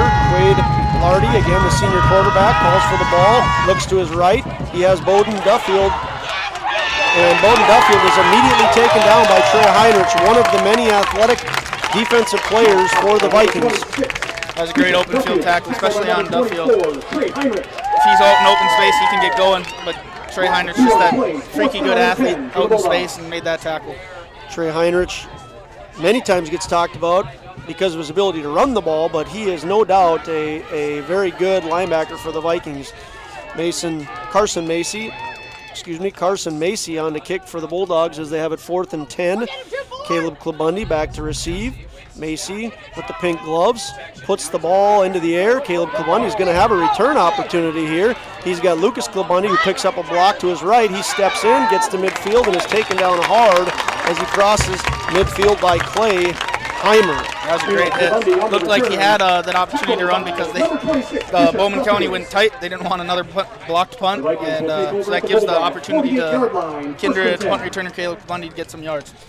Nick, we're up to 720 viewers on Magnitude Sports. One has just chimed in from Florida. Always fun to see people watching all over the country. Sharon Palmer, we thank you for watching. I know we've people in Cheyenne, North Dakota, Connie and Dwayne Brown watching, Bismarck, some family there, Doug and Val Sterlickson watching. We appreciate all those people that are tuning in. The crowd is packed here. We got a flea flicker. Max McQuillan looks to his right, stays behind the line of scrimmage, and he has nobody there. Charlie Beaver actually kind of looked. He looked open, but I think Max is running out of time there. Just let one fly. Yeah, one of those were not a bad idea to just get rid of the ball. Max is known, though, to just tuck that ball and run, and he's a strong kid. He could put his shoulder down, maybe would have picked up a couple yards, but let's keep that guy healthy, right? Yeah, he's a big part of this Kindred offense. Defense. 6 minutes and 56 seconds left in the half. Max McQuillan has his team set. Receiver to his left and to his right. Hands the ball off to Trey Heinrich. Trey Heinrich picks up a couple yards. We'll call it 3 yards on the carry. It's going to be 3rd down and 7 for the Kindred Vikings. Looks like this Bowman defense is starting to load a little bit in the box. You don't want this Kindred offense to keep running it on them. Challenge them down deep with the pass. Well, Bowman County looking to stop the bleeding here. They're losing by a score of 23-0. Vikings came out strong, got a safety on a punt block, and then immediately thereafter had a long pass reception by Max Opgran from Max McQuillan. Trey Heinrich with a couple of touchdowns as well, and that's why we're at 23-0. Max McQuillan steps back, he's under pressure. He passes to Connor Rowland. Connor Rowland, probably a ball he should have caught, don't you think, Nick? Yeah, a little low, challenging catch on the run. If he catches it, he probably gets that 1st down. But not today. It looks like they're about to punt. One of those situations where Connor certainly is saying my bad, and Max McQuillan's probably saying the same thing. As good teams often do, they take ownership if there's a mistake made, and as it is, the Vikings are on with 4th and 7, 6 minutes and 9 seconds remaining in the second quarter. Interesting. I figured they would go for it here, but Riley Sunram on the kick, and it's blocked. That's blocked by Roman Fossum. He's going to try to pick it up, and he's not able to. Not a bad idea there by Fossum to try and pick that up, right, Nick? I mean, you're already going to get the ball. So Fossum tries to get the pickup and bring it into the end zone. He's not able to do it. I would say a very, very big block here. I mean, get the momentum onto their side. If they can get this in the end zone, it's a completely new game. Absolutely. Bowman County Bulldogs, they haven't had a lot to cheer for, but they are loud and proud right now. Yep. Bowman County has traveled fantastic, 370 miles east to Kindred. They are excited about that play as the handoff goes to Bowden Duffield. Bowden Duffield is taken down once again by Trey Heinrich behind the line of scrimmage. Looks like it's going to be a loss of about 3 yards. Yep. It's not what they want after that big momentum shifting play. Nope. I would argue this is a pretty important drive for Bowman County. I mean, you want to get some points on the board and certainly not go into the halftime with a 0. You got to turn that turnover. I think you have to. Like, it's a must. I suppose it's not considered a turnover. It is. Okay, we got it. That's why we have you here, Nick. Quaid Lardy under pressure. tries to get the ball to Clayheimer. I don't think we're going to have a flag on that as he was hit while he threw it. Pass is incomplete. Great pressure. By number 84. Coach Bergat of Kindred has this defense flying around the field right now. Well, one of those guys, junior Max Opgran, having a great game for himself today. He's in pressure right there on the end position. Puts the hit on Quade Lardy. He also has a touchdown as well. He's having a good game, just a junior. Fun to see Max Opgran doing so well out there. Vikings faithful are cheering loudly as Quade Lardy looks to his left. He's under pressure again, makes the pass. Pass is caught by Carson Massey. Carson Massey's going to be close to the first down. Do you think he got it? It's right on. I think they're going to give it to him. Yep, they do. They officially give him the first down. But I mean, talk about Worley last week, how he stood in there and took the hits. Lardy just took a huge one again and delivered on that big third down. Quade Lardy is senior on this team, one of the captains. He's a very good player. He turns and hands off to Duffield. Bowden Duffield dives ahead and picks up maybe 3-4 yards. It's about 4. It's going to be second down and 6. 4 minutes and 45 seconds left in the second quarter. He's going to be trips to the left for the Bulldogs. Lone receiver to the right is Clayheimer. In the backfield is Duffield. Fake the handoff and they throw it. And really not much of a chance there. Little fade route to the back of the pylon. Good coverage by the Vikings. You can see the scoreboard there, 4 minutes and 30 seconds left in the second quarter. It's going to be 3rd and 6 for the Bulldogs.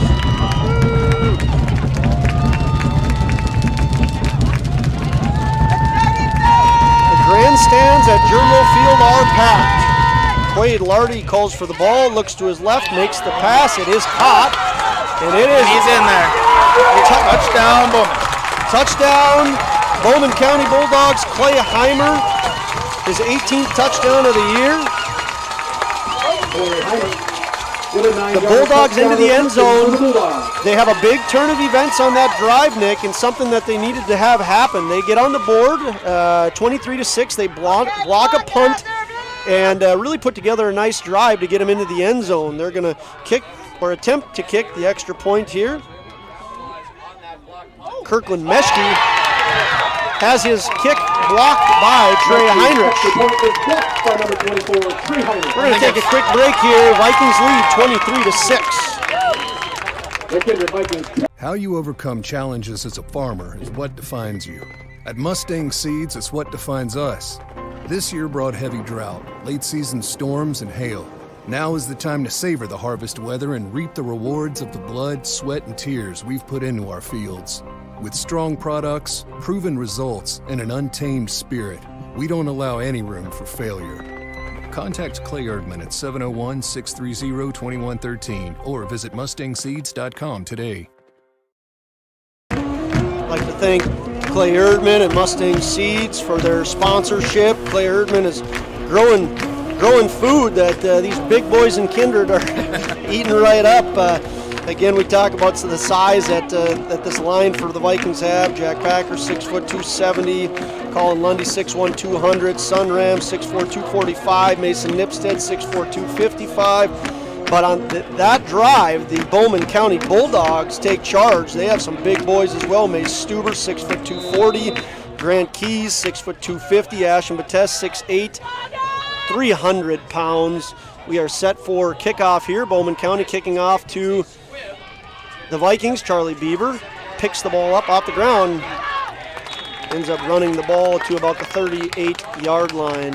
Vikings will have it 1st and 10 from their 38-yard line. Now, Bowman County, if you're a Bowman County fan, Nick, what do you got to see on this drive? Top. We'd love a 3-and-out here. Get the ball back and trying to get back in this end zone before the second half, as Kindred gets the ball to start the second half. Yeah, if they can stop the Vikings and get the ball one more time, that's going to be a huge momentum boost for them. Vikings, of course, are looking to keep this momentum going and take an even bigger lead into the half. Max McQuillan calls for the ball, turns and flips over to Kylan Swenson, the freshman. Kylan runs to the near side and takes a nice hit. Knocked out of bounds by Tegan Marmon.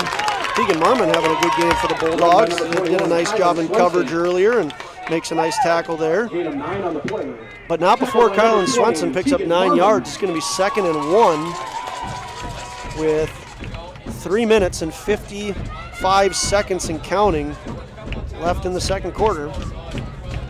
McQuillan sends his team to the line, has Lucas Klabani to his right, Charlie Beaver to his left, Jacob Hyatt, the fullback, Trey Heinrich behind him. He's sending signals to his team, calls for the ball, gets the ball, looks down, looks to his right, he's throwing to his right, he's going for Lucas Klabani. That's going to be a flag. That is illegal in all 50, as they say. Lucas Klabani going to get an offensive pass interference there. I think everyone here knew that flag was coming. Lucas Klabandi, the intended receiver, Max McCollum, throws a nice ball there, and we'll just get the official word, pass interference against the Vikings. That was great coverage out there, too. I mean, kind of had to do that to try and catch that ball. Yeah, I didn't see who was in coverage. Apologize to you Bowman County Bulldog fans that we can't give love to that young man, but he did an excellent job of being in position to break up that pass. So 2nd and 2, 2nd and 1 is now going to be 2nd down and that's a 15-yard penalty. It'll bring up 2nd down. 17. 2nd down and 16, 15-yard penalty. Vikings have it, 2nd and 16 on their 38-yard line. Charlie Beaver goes in motion. He does not get the handoff. Max McCollum calls his own number and picks up maybe 3 yards, 2 yards. Yep. So we're looking at 3rd down, 13. Yep, we got a timeout by Bowman here.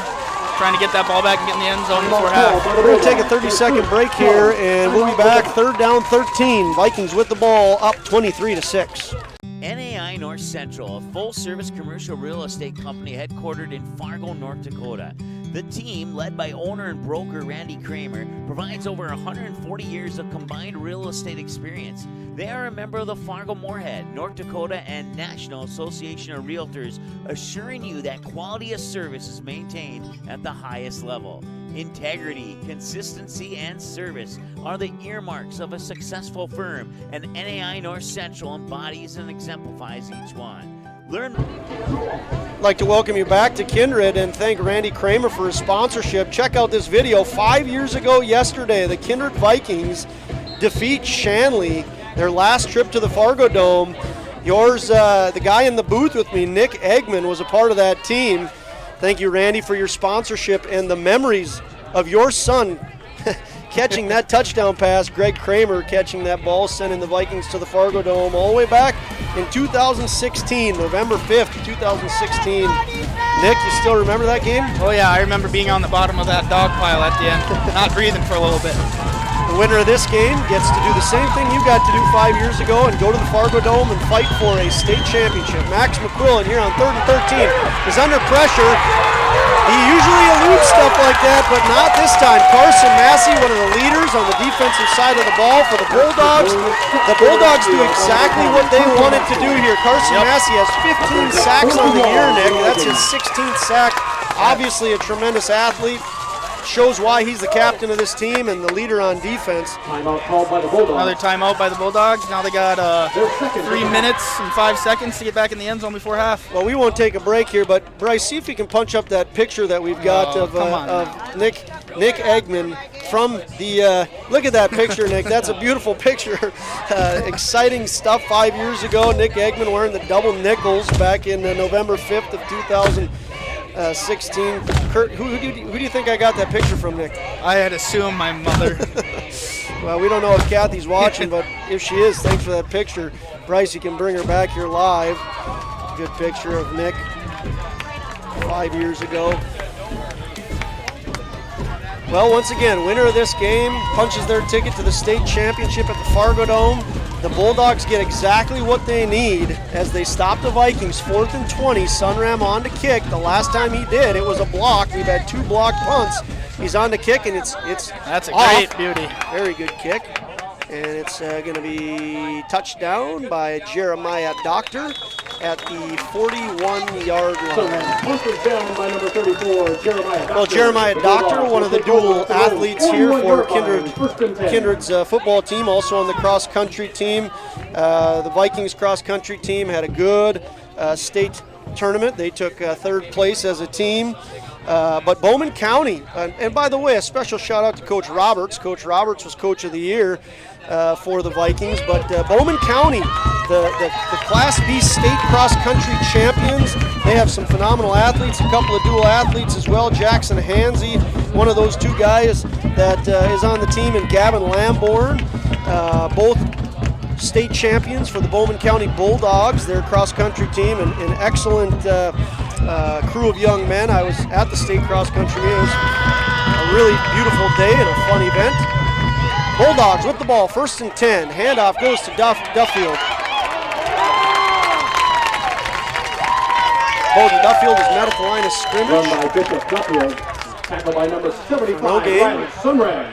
Riley Sunram No gain on the play, 2nd and 10. on the tackle. Number 31. Riley Sunram, one of those big boys.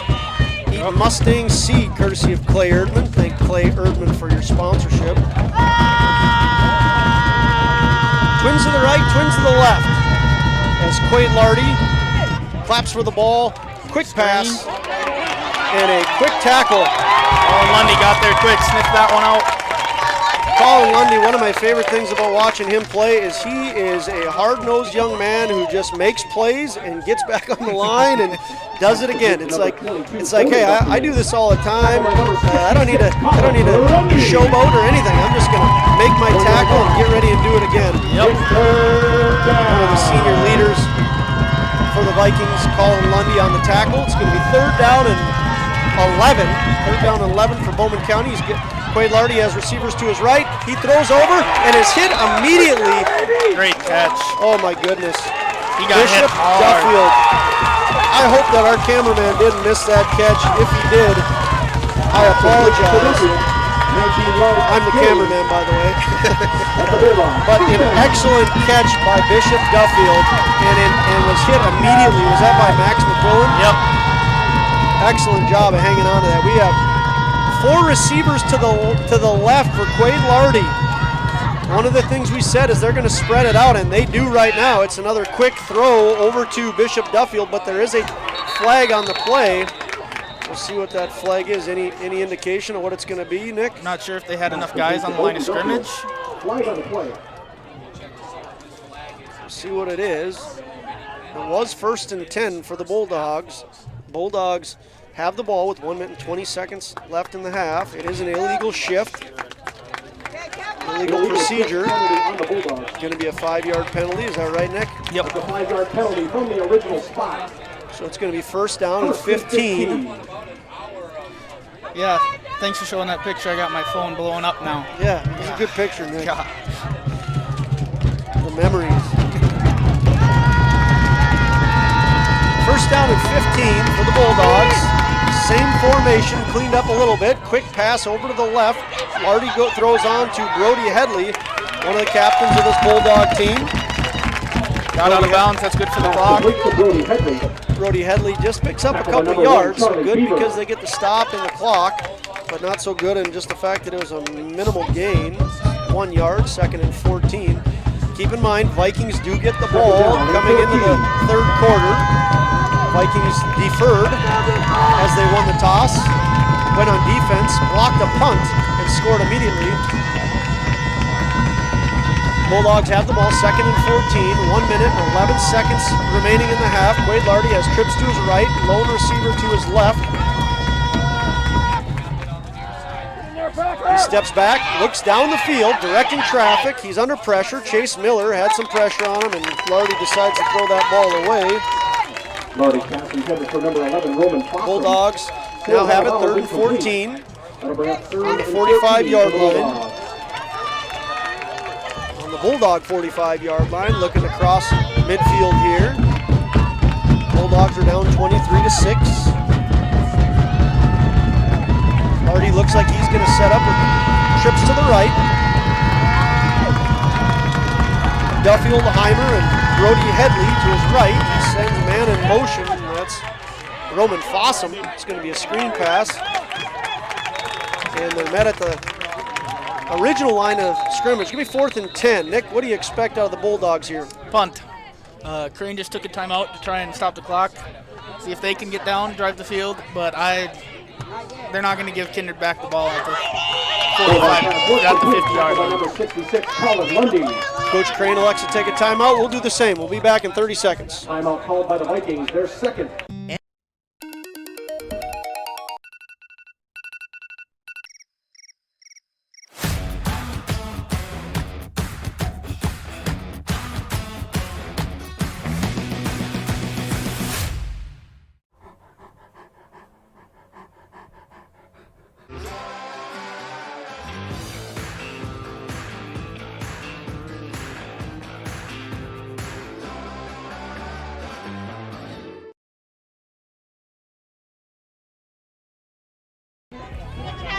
Welcome back to Jerlow Field. My name is Josh Almaris. I'm alongside Nick Eggman, Bryce Whipple, the button pusher here.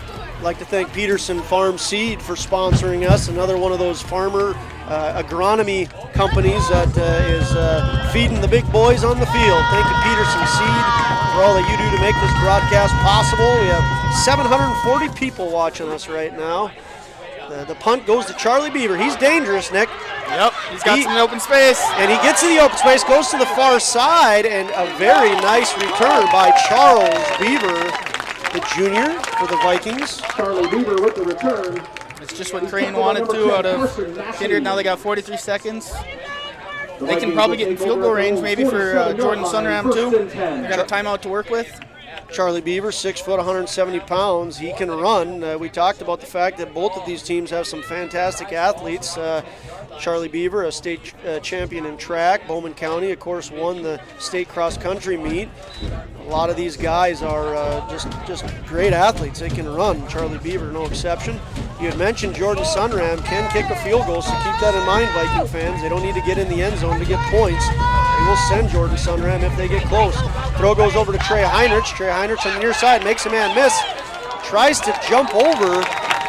Well, he got that first down too, stops the clock. Tegan Marmon on the tackle. We've said his name a few times. He's having a good game for the Bulldogs. Vikings go quick to the line. 34.8 seconds remain, and the clock is now going. Twins to the left. Excuse me, trips to the left. Trip to the left as Max McQuillan has an eternity and a wide open Carter Schmitz. Touchdown. Touchdown Vikings. Looks like he just got lost in that coverage back there. Just snuck right through. They had 3 guys on this side, and he just stopped at the 5-yard line, and Max found him. Max McQuillan can throw the ball, there's no doubt about that. Carter Schmitz finds himself wide open and makes an easy catch and just strolls into the end zone. Again, a big compliment to that big line of the Kindred Vikings. McQuillan had an eternity to throw that ball, yes. 18 seconds remain. The Vikings answer. Jeremiah on to Jorgen. Jorgen on to Jordan. Jordan kicks the ball, and it is good. A little bit of a tongue twister there. Yes, Mr. and Miss J combination. Strikes again. Vikings lead 30-6.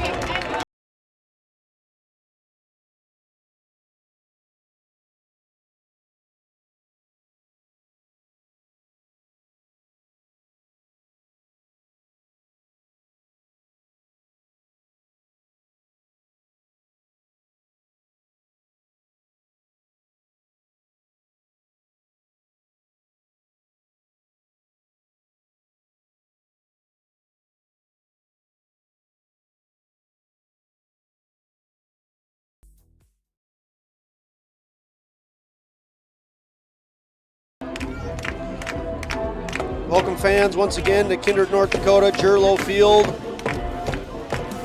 where the Vikings are leading the Bulldogs by a score of 30-6 late in the second quarter. 18 seconds remain in the first half. This is one of 2 semifinal games that is taking place today. The other one will be up in Hillsborough, Central Valley, where the number 1 seeded Burrows will take on Bishop Ryan, the number 4 seed in the state. That game is set to kick off at 4 o'clock. He's down right there. Clay Heimer on the catch there. Are we going to see any plays from the Bulldogs here, Nick, or are they going to kneel it and bring it to half? If it is a play, I think it's going to be a little run, see if they can get a big gainer. I don't think they want to turn the ball over again, or not again, but turn the ball back to Kindred and give them another shot at a long pass into the end zone before half. Vikings having a great first half. They lead by, again, a score of 30-6. Winner of this game punches their ticket to the Fargo Dome. Championship in 11-man Class B football slated to start Friday at noon. Beautiful day here in Kindred. Going to be beautiful again on Friday in the Fargo Dome. No weather to worry about in the Dome. Bowman County Bulldogs are going to be content to kneel this. Bring it down to the end of the first half where you can see the clock expiring on first half action. The Vikings are leading by a score of 30-6. We said the atmosphere is great here, Nick. The crowd is well, I should say the grandstand is packed. Great atmosphere. The weather is beautiful. It's 63 degrees in Kindred, North Dakota on November 6th. Longest weekend of the year. It's daylight savings. As daylight savings is coming to an end, one of these teams is going to get an extra hour to celebrate victory and being in the Fargo Dome. We're going to take a break. We're going to come back and talk about that first half. Thanks again for joining us. We'll see you back here shortly. At Superior Grain Equipment, we're committed to quality and service, offering you the best in grain storage and dryers for any size operation. Our experts will work with you to determine the most efficient and economical storage solution for your needs. We help protect your bottom line and your future with the industry's best bins and warranties. Make the superior choice for protection today and tomorrow with Superior Grain Equipment. There's no question that yield is at the core of everything we do at Stein. It's why we are here today, and it's what will continue to propel us and our growers into the future of agriculture. Stein Enlist E3 soybeans provide a significant dollar per acre yield benefit, plus access to the best weed control in the industry. That is yield plus results. Yield expected, yield delivered. Stein Enlist E3 soybeans have yield.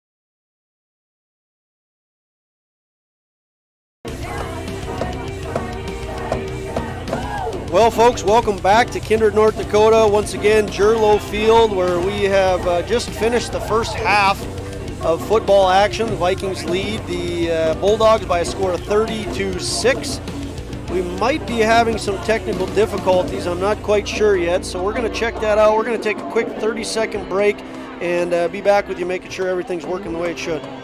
Buying, selling, or leasing commercial real estate in the Fargo-Moorhead area? From office to retail to industrial to farmland, trust the experts at Goldmark Commercial Real Estate to lead your team to success. As the #1 commercial sales and leasing brokerage in the FM region, they have the experience and skills to handle all of your commercial real estate and farmland needs with the highest levels of customer service and marketing around. Do you have a teen ready for driving lessons? Don't know what they need to do or when things need to be done? If busyness keeps you from driving with them, then Gotta Go Driving School is the place to call. Jeff Weber at Gotta Go Driving School has been teaching driving lessons to all age groups since 1991. Call Jeff at Gotta Go Driving, 238-0236. Jeff will tell you to start planning ahead now. Don't wait. Got a new driver? Then it's Gotta Go Driving School. Talk to Jeff or go online at gottagodrivingschool.com.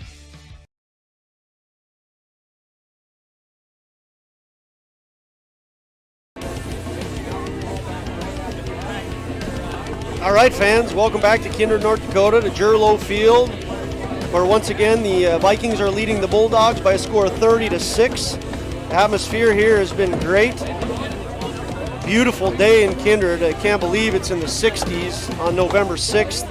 It's just a fantastic day to be watching football, Nick. It's can't say enough about the atmosphere and the weather, and of course the year started with 33 teams in 11-man football, Class B football, 33 teams in Class B 11-man football, and we're down to the final 4, vying for a shot at the Dome. So what happened in the first half? If you weren't able to catch it all, the Kindred Vikings started off very strong. They won the toss, they deferred, they kicked off to the Bowman County Bulldogs. Looked like it was going to be a 3-and-out.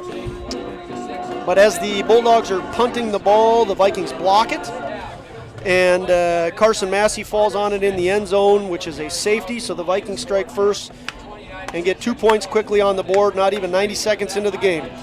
The Vikings on that same drive, or on that next drive, they get the ball on a safety.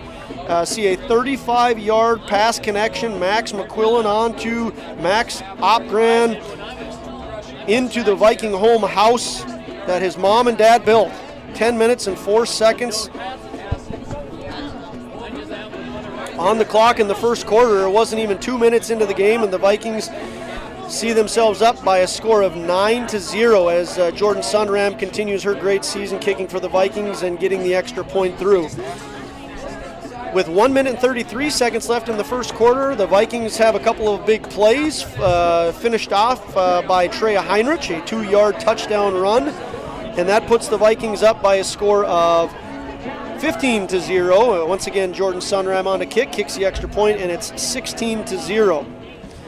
Vikings keep things moving in the right direction. With 9 minutes and 2 seconds left in the second quarter, they get another touchdown run from Treya Heinrich. Treya Heinrich, a 1-yard run. With 9 minutes and 2 seconds left in the second quarter, early on in the second quarter, score again to make the score 22-0. Sunram on to kick, and she is good for the third time. 23-0, Vikings lead. Bowman County needs to stop the bleeding, weather the storm, and they do so.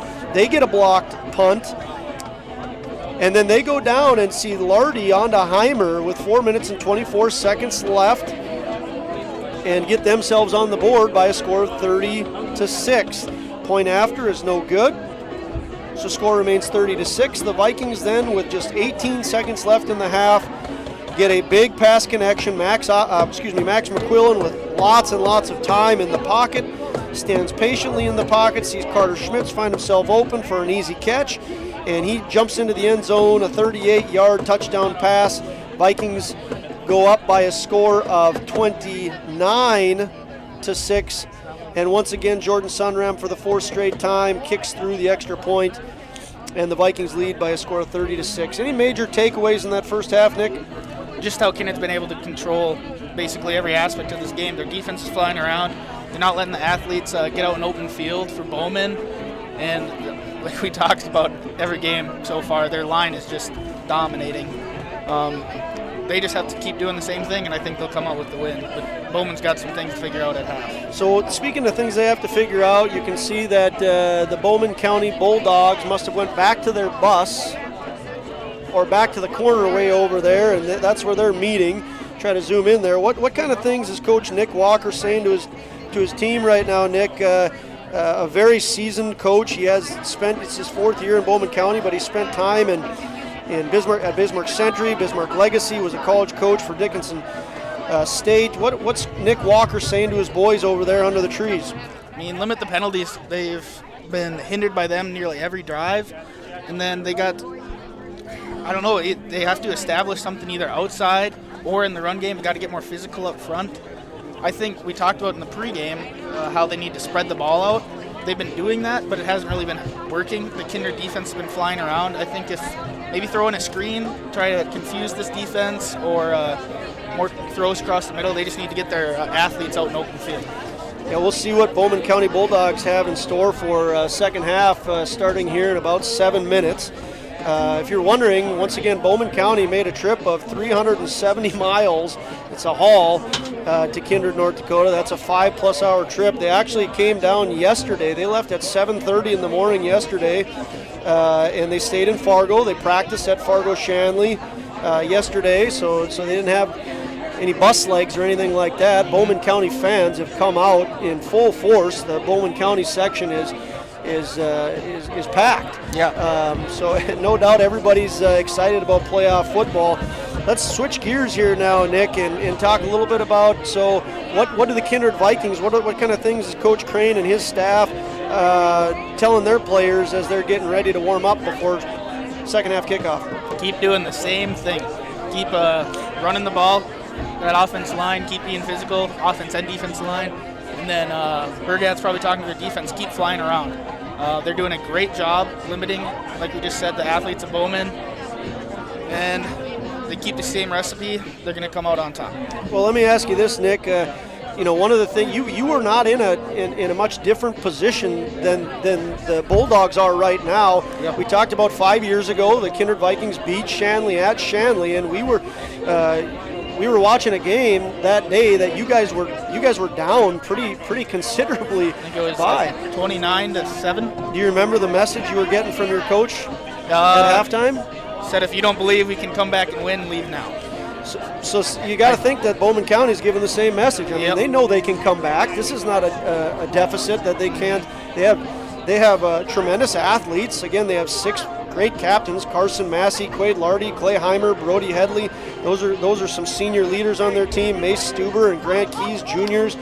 Talking with Coach Nick Walker, he said that not only are these guys great football players, but they're excellent captains. They're involved in the community. They have a fantastic work ethic. You can see the Bowman County Bulldogs coming back on the field. They're not going to back down by any means, and this game is far from over. So there's a lot of excitement hopefully ahead of us for second half semifinal Saturday coverage. We want to thank you for joining us once again. My name's Josh Almaris, Nick Eggman alongside me, Bryce Whipple pushing buttons. And speaking of Bryce Whipple, he's going to take us to about a 1-minute break. We'll be back. We're about 4 minutes away from second half kickoff. For your remodeling and service needs on residential or commercial water heaters, sewers, drain cleaning, floor heating, and more, contact DJ's Plumbing and Heating in Castleton. The team at DJ's Plumbing and Heating has over 43 years of experience and is an officially licensed master plumber. DJ's Plumbing and Heating. Give them a call today at 701-347-5253 or visit them in person at 1002 Front Street in Castleton. If you're looking for a bank or insurance agency that offers big bank products and small town service, then Kindred State Bank and Insurance Agency is the way to go. Live in or near the Kindred area? Stop in and chat with a friendly banker or insurance agent about all of the convenient services and features they offer. Kindred State Bank and Insurance Agency are your neighbors who are here to help you grow and develop. Kindred State Bank and Insurance Agency. Member FDIC, equal housing lender. Online at kindredstatebank.com.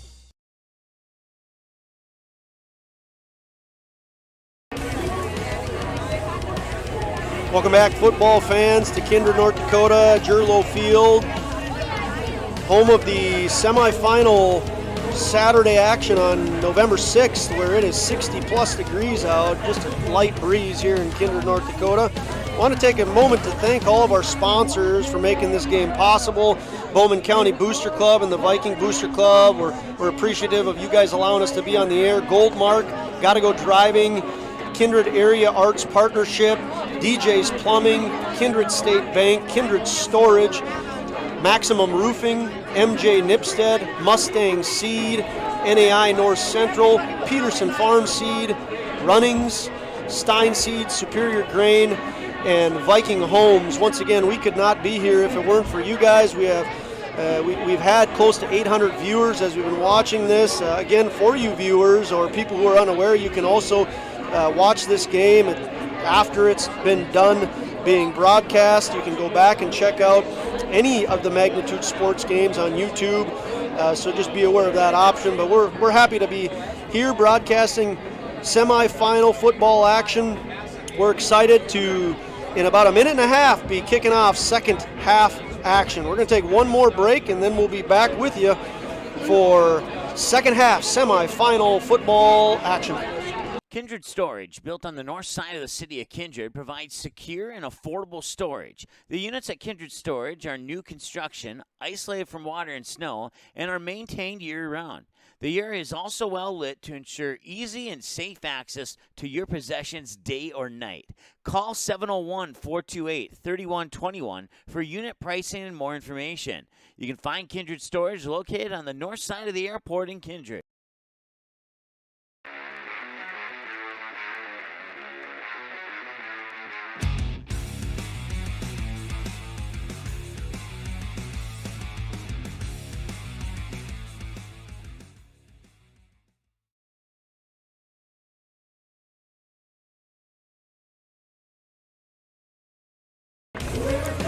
All right, folks, we are just seconds away from second half kickoff. Before we do that, I want to give a special shout out to all the veterans out there. Veterans Day on Thursday. All of you that have served or are currently serving our country, thank you very much. It's a beautiful day in Kindred, and we get to do what we do because of you. So a big thank you to all of you veterans, whether you're currently serving or you did serve. Happy Veterans Day. We appreciate all you do, whether it be on Veterans Day or any other day. Nick, do you know any veterans out there? I know Blake Hushka, his brother. He's active right now. Played football with him, played baseball with him. Great guy, and other than that, not really, but just a big thank you to all the veterans out there. Devin Hushka, and then of course Charlie Beaver's sister, Laura Beaver, is currently serving. We've got Mr. Bartram in the school, Jolene Savageau, usually a usual listener to us. To all you veterans out there, thank you very much. As we kick off second half action, Kylan Swenson is not able to reel that ball in, but he is a dangerous returner, let me tell you. He picks up squibbly kick and brings it to the 25-yard line. I'm sure we're missing some veterans there that are listening, and again, we just want to say thank you. Whether we mentioned your name or not, we appreciate all that you fight for. Beautiful day here in Kindred. Vikings lead by a score of 30-6. Bryce, we got to get that clock fixed. There's 11 minutes and 53 seconds. Max McQuillan flips over to Trey Heinrich. Trey Heinrich eludes a tackle in the backfield, comes to the near side, and he continues to keep those feet moving. It's one of the reasons why Trey Heinrich has had such a good year is he can make people miss, and once contact is made, he keeps driving those legs and moving forward. 8-yard gain on the play. Yep, 50. Picks up 8 yards. It'll be 2nd and 2 for the Vikings. Once again, my name is Josh Almaris alongside Nick Eggman and Bryce Whipple, our handyman, showing you fun footage of 5 years back, a sweet picture of Nick Eggman. If you didn't see it, you're going to have to rewind it. You don't have to. Max McQuillan gets the ball. He calls his own number and picks up the first down for the Vikings.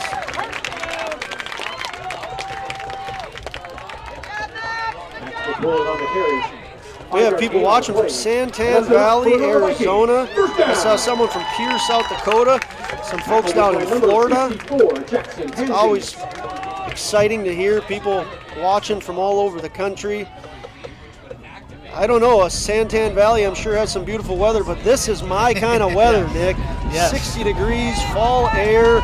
This is just beautiful in Kindred. I love the fall. Max McQuillan has a receiver to his right, Charlie Beaver, and to his left, I can't see who that is. Looks like Connor Rowland up top, the senior. Max McQuillan calls his own number, moves to the left side of the line, picks up maybe 3 yards on the play. It's 2nd down and 7. Jackrabbits are handing it to the Bison, unfortunately, if you're a Bison fan. 24-7. South Dakota State over NDSU. Looks like that game is in the second quarter. I think it's halftime now. Halftime, just went to half. That game must be flying by. The Bison see themselves trailing once again to the Jackrabbits.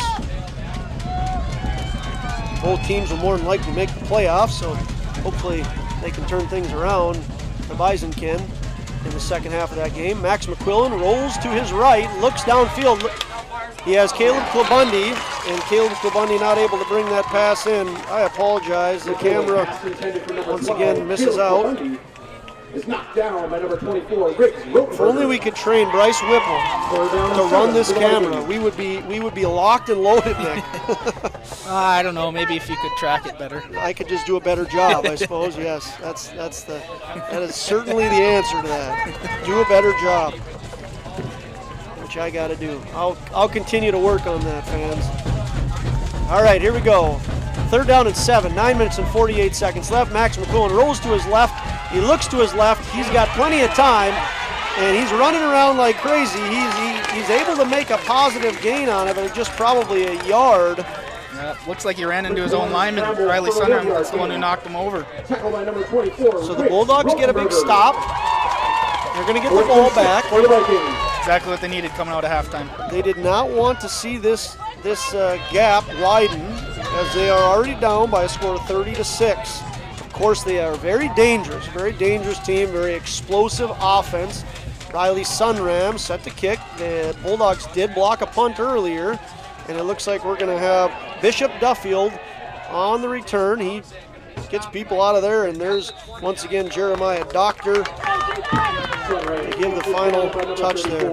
Now, I mentioned that Bowman County Bulldogs won state cross country. Coach Roberts, the coach of the year for the Vikings. Another thing that really impresses me about Bowman County is they have some fantastic programs there. I've gotten to know their coach, John Yonner, a little bit. He's had some big success with their cross country team. He does an excellent job with their track team. I think he won coach of the year in track in 2019 and cross country in 2020. The Bulldogs are a Class B school that is perennially doing good things in everything. And they've got good wrestling program too. They got kids competing at the state tournament nearly every year. It's what we love about Class B is that you see these kids playing multiple sports. That's a very important thing, and being involved in their community. It's like I said, one of the things we love about Class B, involved in so many different things. We missed a false start on Bowman, pushed him back 5 yards, and then gained 1 here. So 2nd and 14 for the Bulldogs. The penalty flags continue to fly today.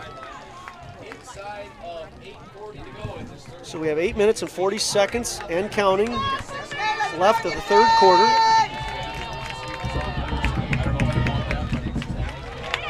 Handoff goes to Bowden Duffield. Duffield takes it to the far side. Bowden Duffield takes it to the far side. That's something they wanted to do the whole game, get their speed guys out on the edge and let them run. You could see his speed there when he got outside. Both teams with a lot of speed, both teams with a lot of strong kids up front. Looks like maybe there was another false start there, Nick. But as it is, Bowden Duffield gets the ball once again. Minimal gain. It's going to be 4th and 4. I think it's still go for it territory right here. Down 24. Coach Walker agrees. He's going to elect to go for it. 4th down and 4. Big play for the Bulldogs. 8 minutes and 4 seconds on the clock and counting. We're under 8 minutes. Quaid Lardy looks to Coach Walker. Checks that he's got everything right. Twins to the left. Lone receiver up top. He's got sends a man in motion. That's Clay Heimer. And Clay Heimer gets the ball. It's going to be close. It's going to be close, Josh. From where they're spotting him, I think they're going to have to measure this. Yeah, I think they're going to have to bring the chains out. Almost a disaster, but Heimer, one of those athletes we talk about, is able to make something out of it. I think they're going to be short, but it's going to be pretty darn close, and we are going to have a measure. So on that play, it was 4th and 4.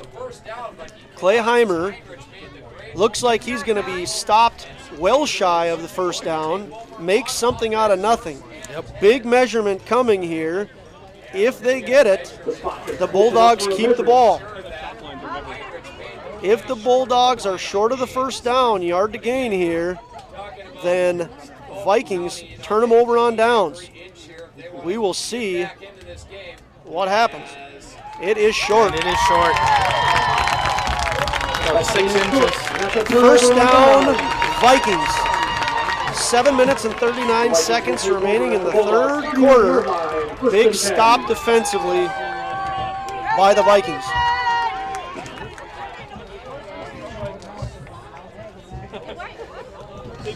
Rolled the dice, but they just didn't quite get there. It was close, but I think that was the right call. Yeah, absolutely. Can't fault Coach Walker one bit for going for it there. It's one of the things where you got to let your guys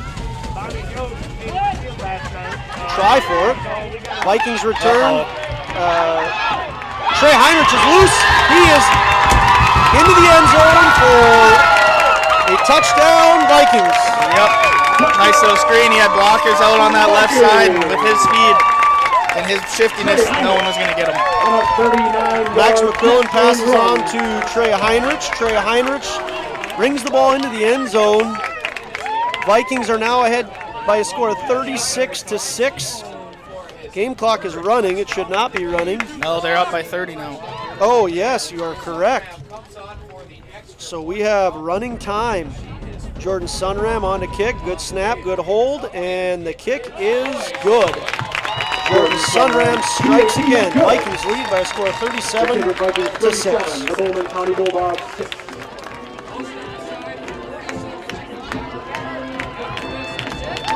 Do you have problems hanging over your head? Fix it fast with a call to Maximum Roofing. Maximum Roofing's amazing customer service can repair or remove and replace your roof, with most jobs completed within 24 hours. Their professional contractors are local with over 17 years of experience and are fully licensed and insured. Your roof is critical in protecting your home or business. Fix it right with Maximum Roofing. Give them a call today or visit MaximumRoofingND.com.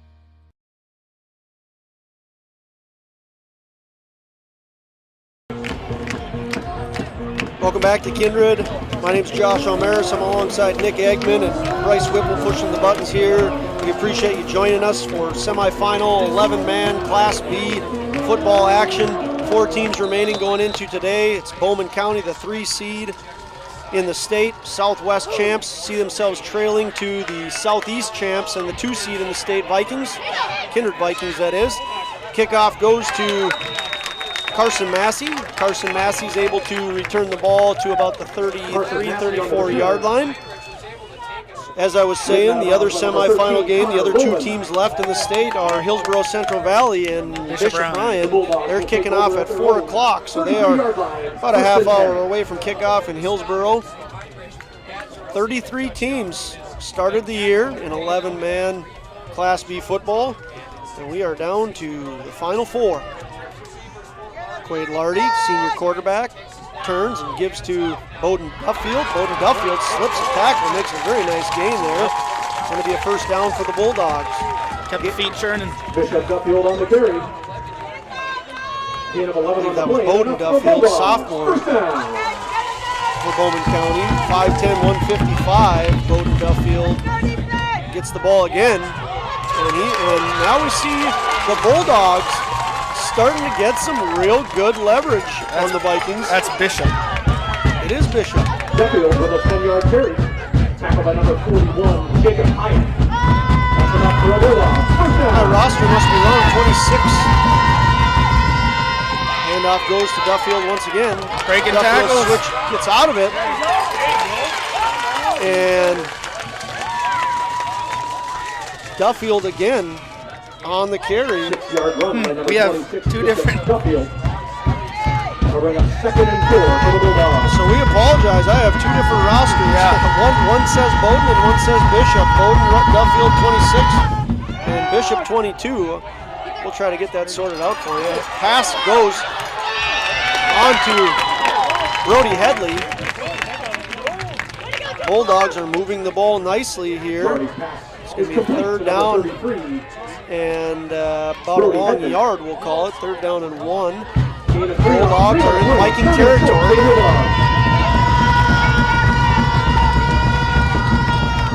Handoff goes to Duffield, and he's able to get the first down. So the Bulldogs are doing a nice job here of Picking up some gainers. Appreciate Ty Dix chiming in there. Apologize. I've been saying Bowden. I have a, we'll call it a bad roster here, but Bishop Duffield is number 26. Bishop Duffield having a good game for the Bulldogs. First down and 10, 4 minutes and 40 seconds and counting. Our clock on the screen is a little behind. Quaid Lardy down the field. Clay Heimer. That's just what they needed. Runs just a simple post route. Clay Heimer into the end zone for the Bulldogs. Clay Heimer, one of the studs for the Bowman County Bulldogs. 1,400 yards on the year, 17 touchdowns on the year. And the Bulldogs find themselves in the end zone once again. They now trail by a score of 37-12. Good snap, good hold, and the kick is good. So Kirkland Meschke kicks it through for the Bulldogs. The score is now 37-13.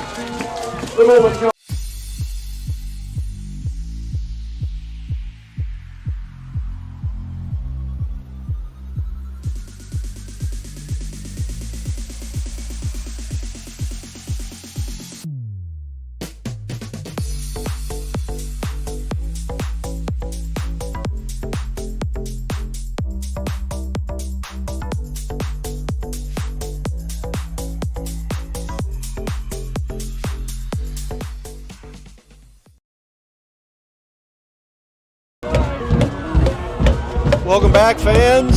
Kindred, North Dakota. If you're a Bulldog fan, you can hear it now. The crowd is amped up, and they're saying to themselves, more cowbell. More cowboy. You can never get enough cowbell.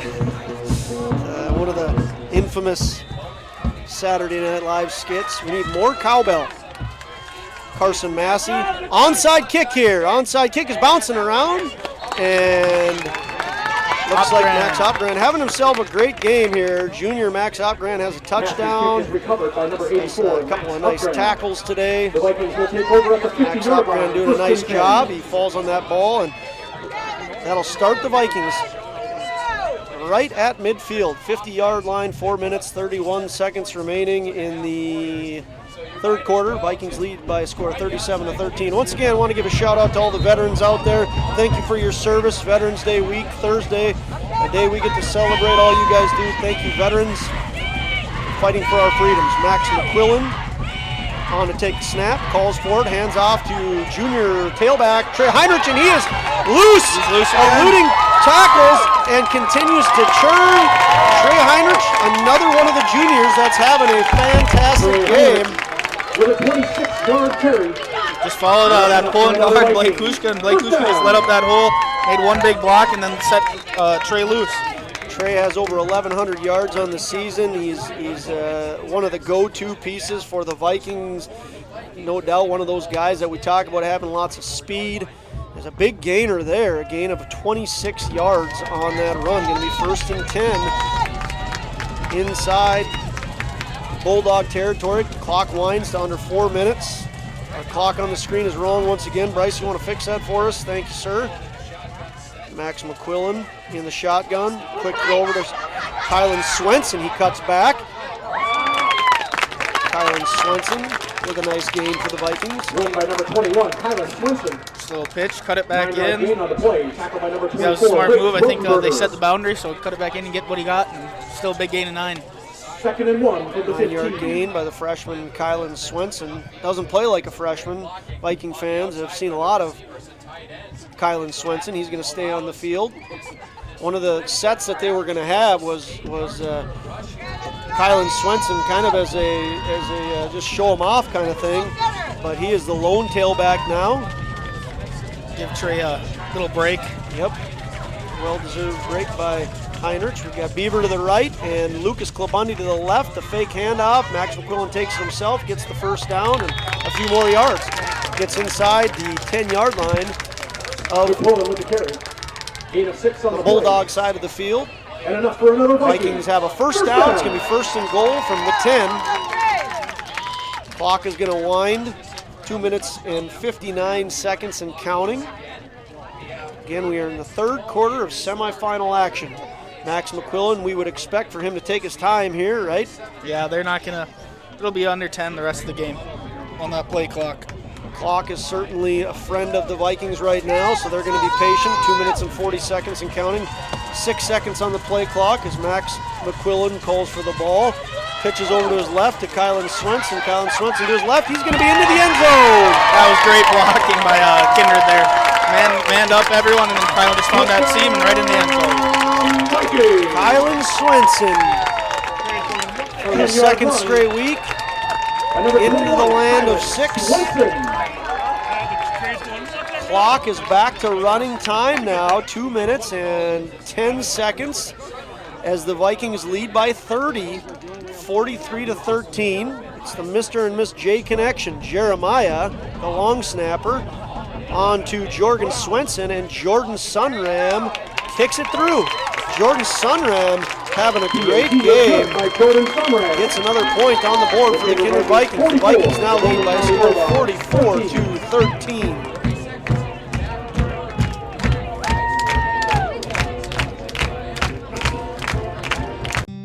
North Central, a full-service commercial real estate company headquartered in Fargo, North Dakota.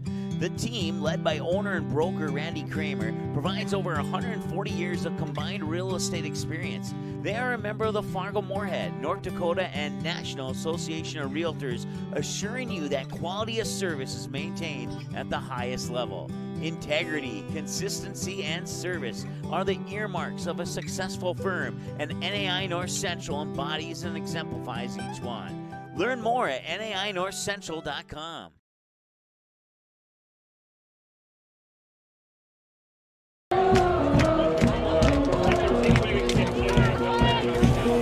I'd like to welcome you back to Kindred, North Dakota once again. Vikings fans are very excited about the way they're playing today as the Vikings kick off to the Bulldogs, and Bulldog player is taken down immediately. We've got some scoreboard issues. It is not 50-13, it is 44-13. And maybe Bryce, you can work on fixing that. Once again, Vikings lead by a score of 44-13. There's 1 minute and 53 seconds remaining.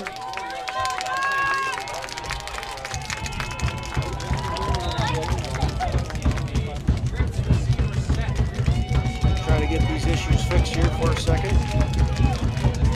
Bulldogs, Quaid Lardy fakes the handoff, throws right down the seam. That's number 33. He's going to be hauled down by Charlie Beaver from behind. Charlie Beaver potentially with a touchdown saving tackle. That's Brody Headley.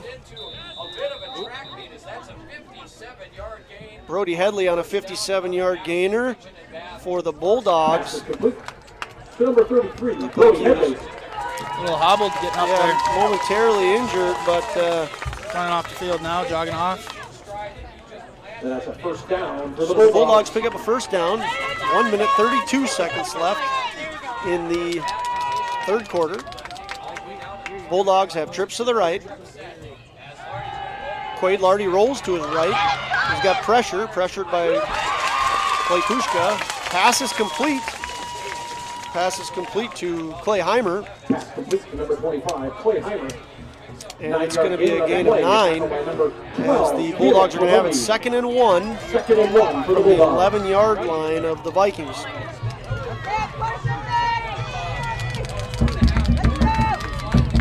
Under a minute remaining here in the third quarter. Quaid Lardy hands off to Bishop Duffield. Bishop Duffield with the apologize to the Bulldog fans once again for tackled by number 1, Charlie Beaver. First and goal for the Bulldogs. For the errors that we're making. We're certainly not a professional crew. Well, we're professional. We're just not pros. We're trying hard. Right, Nick? Yeah, just as long as we're having fun. That's right. And the give there is to Clay Heimer. Clay Heimer inches closer to the end zone. Yeah, and that'll be we'll see if Bulldogs try to rush another play. There's 10 seconds left in the quarter. I think they want to get this one off. It's second down and goal. 5, 4, 3, and they get the snap off. The give is to Duffield. He is going to be just short, and that'll be the final play of the third quarter. We'll come back, and the Bulldogs are threatening deep inside Viking territory. It is third down and goal for the Bulldogs when we return.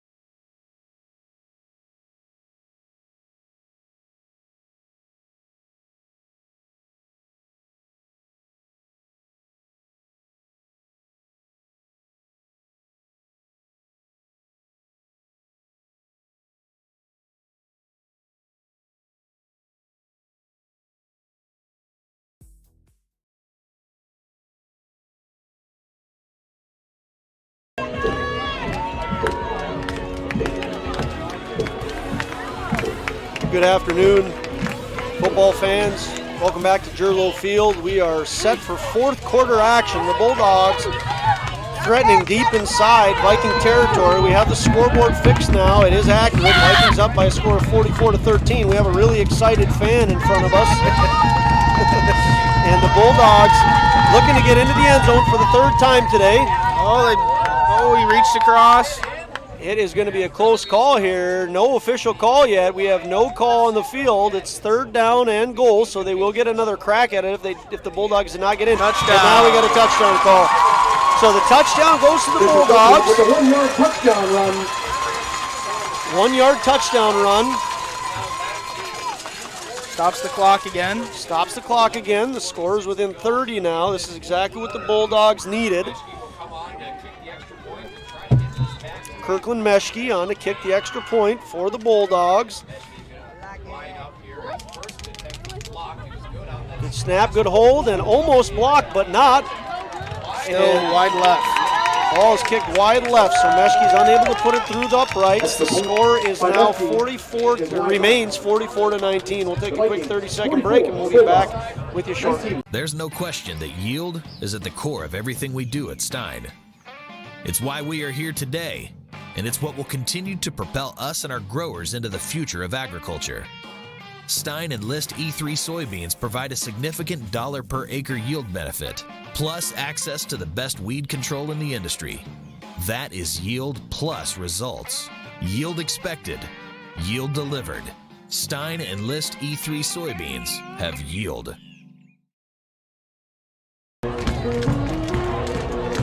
Once again, we'd like to thank our sponsors for making these games possible. Stein Seed, thank you very much for your sponsorship. Harvest is nearing an end for many of our farmers. Stein Seed, one of our sponsors that are making this possible. Once again, we want to thank you very much for your help with Magnitude Sports broadcasting these high school games. We are fortunate we've got viewers from all over the country, Florida, Arizona. The Bulldogs are on a hard onside kick. That's the shortstop, Jorgen Swenson himself. Yes, it is. On a nice catch there, Jorgen Swenson, a junior in Kindred. Four-sport athlete Jorgen Swenson is. He's a basketball player, part of the basketball state championship last year. Trackster, part of the track state championship last year. He's a baseball player and a football player. Shows off his athleticism on that hard kick. Vikings continue to rest Trey Heinrich. Flip over to Kylan Swenson, the brother of Jorgen Swenson. Gets to the left side. This might all be for naught because there is a flag on the play. Swenson with the carry. Flag on the play. Flag on the play. We'll get the official call shortly as we zoom in on the Mr. White Hat there. A lot of flags today, Nick. A lot. Something that whoever makes it to the Dome next week is going to have to clean up. It's a chop block against the Vikings, going to set them back 15 yards. Oh, 10 yards, Nick? Yep. 10-yard penalty. Yeah, 10. 10-yard penalty for the Vikings. They're going to have it 1st and 20 now from the 38-yard line, from their own 38-yard line. They again lead by a score of 44-19. There's 11 minutes and 39 seconds left in the third quarter. Max McQuillan calls his own number, a big hole, and that's what Max McQuillan, that's what I talked about earlier. I mean, he's a good runner.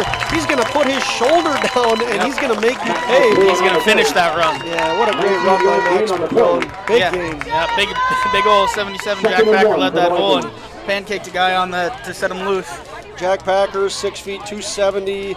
Guy can clean 285 pounds and squat 455 pounds. So we know he is a strong young man, and Max McQuillan, also a strong guy, puts his shoulder down and gets the Vikings to 2nd and 2. Play clock at 8:76. Max McQuillan is being patient. Time is the Viking friend here. Direct snap to Jacob Hyatt. Oh, look at Hyatt, senior.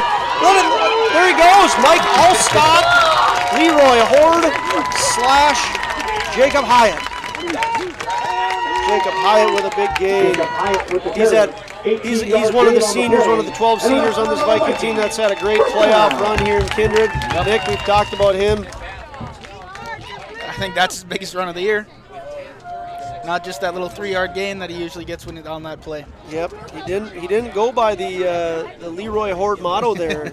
You need 3, I'll get you, or you need 1, I'll get you 3. You need 10, I'll get you 3. He said this time I'm going to get you more than 3. Vikings coming to the line once again, being patient. 5 seconds on the play clock. Max McQuillan calls for the ball, flips over to freshman Kylan Swenson. He's to the far side. He contact's made, but he continues to churn those legs. You know, you look at plays like that, Nick, and you see it two ways. You offensively, you're like, hey, that's a great job. Keep those feet moving. We're very proud of you. Defensively, if you're a Bulldog fan, it's frustrating, right? Got to make your tackles. Easier said than done, of course. You aren't wrong there. 2nd down and 2 for the Vikings. 9 minutes and 43 seconds and counting. Vikings patient once again. Play clock at 10. Max McQuillan patiently comes to the line. Charlie Bieber to the left. Connor Rowland to the right. Kylan Swenson jabs to his left. Lead block for Max McQuillan. And Max McQuillan is going to go into the end zone. Touchdown, Vikings. That play's been working all day for Kindred. The Kindred Vikings find themselves into the end zone and have now reached the 50-point mark in this game.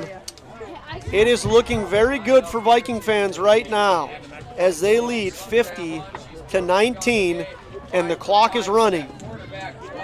8 minutes and 55 seconds and counting. Vikings on for the point after. 20 seconds on the play clock. Jordan Sunram says she's set. Jeremiah on to Jordan, and Jordan remains perfect on the day.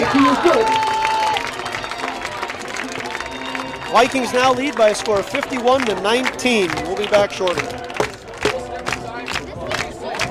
Small or large, Superior Grain Equipment has a storage solution for you with a wide variety of bin options and accessories, along with site planning and superior customer service. Plus, from top to bottom, we offer the industry's best bins and warranties to protect your products and your grain storage investment. Get superior quality, protection, and reliability with generations of experience and dependability.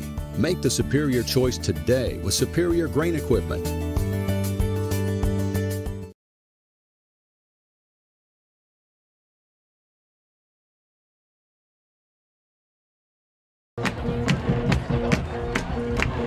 Good afternoon. Welcome back to Jerlow Field in Kindred, North Dakota. Bulldogs have traveled 370 miles, got up at 7:30 in the morning yesterday to drive to Fargo, stayed in Fargo, practiced at Fargo Shanley yesterday, and now see themselves deep in a hole here in Kindred. A little flubber of a kick there, fallen on by the Bulldogs. Nick, give the official stat on Jordan Sunram, one of her most scored in games, I think, of the year. 7 for 7 today. Hasn't missed. Missed reliable back there. She's one of the dual sport athletes that Kindred has. She's also in volleyball. Kindred girls volleyball team, the number 3 seed in the Region 1 tournament. They're going to be playing the winner of Richland and Lisbon this week, Monday. And then, of course, Bowman County, they're also a 3 seed. They're going to be taking on the winner of New England and Killdeer this week. Region 7 action. 8 minutes and 33 seconds left in this game. Gain of 3 on the play. Bulldogs get a gain of 3. It's going to be 2nd and 7. Looks like we have a lot of seniors out on the field right now, Nick. Yep. Jack Olson making his way into the game. Big, strong kid. They're going to throw his direction, and there he is, right on cue. Jack Olson, fan favorite, I would like to say. J.O., as they call him. When he gets in the game, he's very physical. Very physical on special teams, too. Jack Olson, a senior on this team. Third down and 3. Young man that, like I said, a lot of the kids in Viking Nation love being around. Infectious energy, we'll say. Quaid Lardy calls for the ball, hands it off, and there he is again. Yeah. Senior Jack Olson with another. And Ty Raisler. And Ty Raisler, homecoming king Ty Raisler. Ty Raisler, we talk about his spirit. He's just 5'8", 160 pounds. He plays linebacker, way bigger than that 5'8", 160-pound frame. He's a fun young man to watch. Senior for the Vikings, again 1 of 12 on this team. Quaid Lardy back to pass, looks to his left, has lots of time. Great protection by the Bulldog line, and the pass is thrown over to Roman Fossum. Fossum is unable to reel that in. And on that play, 4th and 3 on that play. Apologize, we didn't mention that before. That'll turn over the Bulldogs on downs. Yep, and it looks like we got the JV kids coming in for Kindred. Yep. There's Michael Scott, another one of the fan favorites, handing out the ball to the Vikings. And Viking Nation is very excited. Sure looking like they're going to be back in the Dome next week. The Skull chant going strong here in Kindred. Matt Crane, Coach Matt Crane's going to call a timeout. I think we'll take a timeout with him.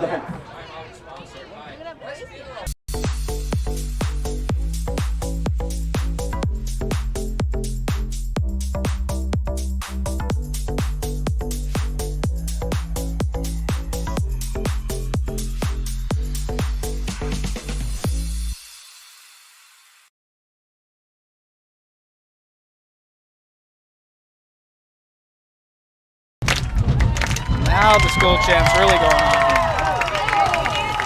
here. Welcome back to Kindred, Jerlow Field, site of the first of 2 semifinal games taking place today. This one, of course, in Kindred. The other one will be in Hillsboro.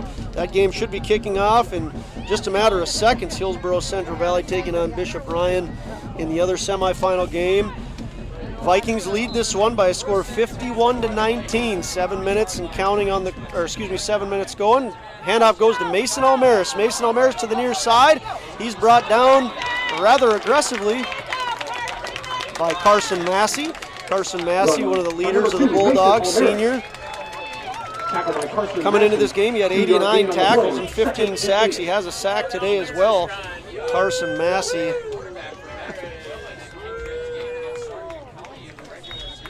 Mason Almaris picks up 2 yards on the play. It's 2nd down and 8 for the Vikings. We got another timeout here, timeout on the Bulldogs. We're going to take another timeout with the Bulldogs. We'll be back in 30 seconds.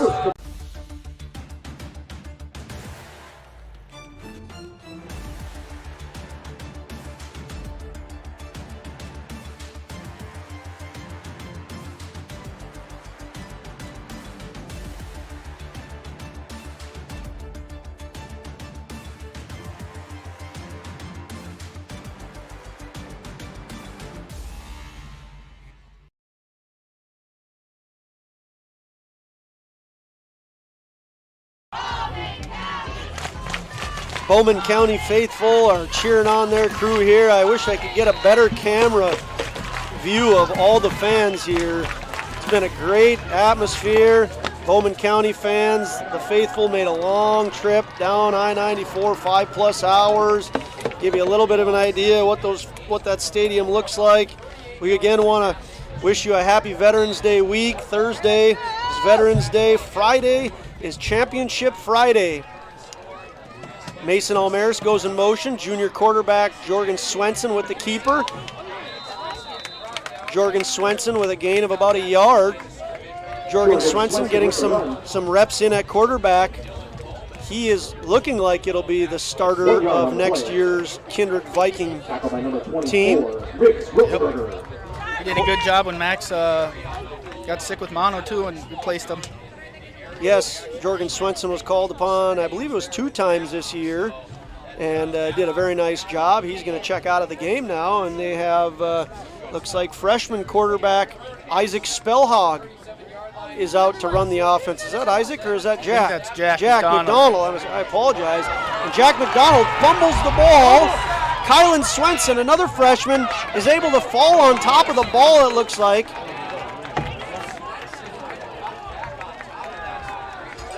So got back on it.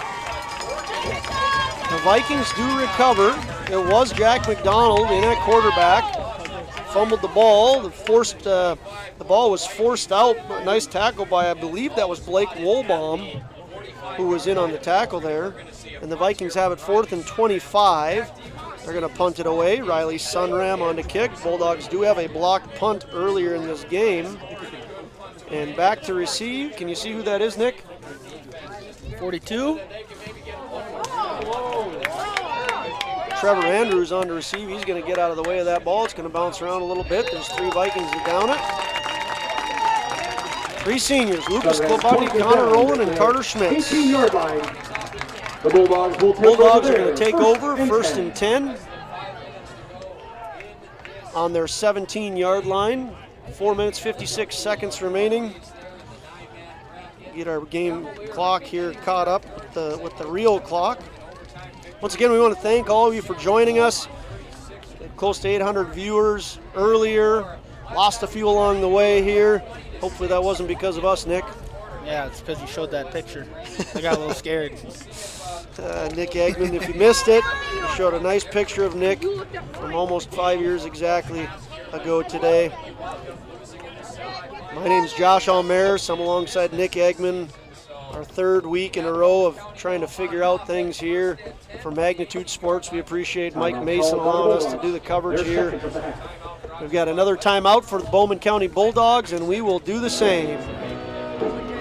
Buying, selling, or leasing commercial real estate in the Fargo-Moorhead area? From office to retail, to industrial to farmland, trust the experts at Goldmark Commercial Real Estate to lead your team to success. As the #1 commercial sales and leasing brokerage in the FM region, they have the experience and skills to handle all of your commercial real estate and farmland needs with the highest levels of customer service and marketing around.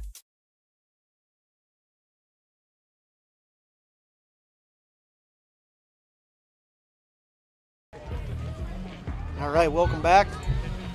Bulldogs to the line, take a quick snap. And on that play, Owen Hoyme, sophomore, gets a tackle for a loss. I did not see, I think that was Noah Nace who was on the carry there. Nick, did you see that? I didn't see it. I think this is Owen's first game in a while. He's been a little injury bug. Both teams, perhaps the healthiest they've been coming into this game. Bowman County Bulldogs got banged up pretty good after an impressive victory over Beulah, but they're pretty healthy now, and the Vikings had some injuries last week that have seemed to heal up pretty good. Bulldogs hand off to Trevor Andrews. Trevor Andrews with a pickup of about 3 or 4 yards. Going to be 3rd down and 11 for the Bulldogs. 3rd and 11 for the Bulldogs. A lot of youngsters on the field for the Kindred Vikings. Bowman County, looks like they have a lot of their young guys out there as well. Now calling for the ball, it looks like Roman Fossum as the quarterback. Is that right, Nick? Number 11, is that what I'm seeing? I'm seeing 18. I'm not seeing no 11, no 11 out there. I think it's number 18. Samuel Andrews. It's going to be 4th down and 7 for the Bulldogs. They're going to punt it away. They're going to punt it away to Mason Almaris, sporting the pink gloves.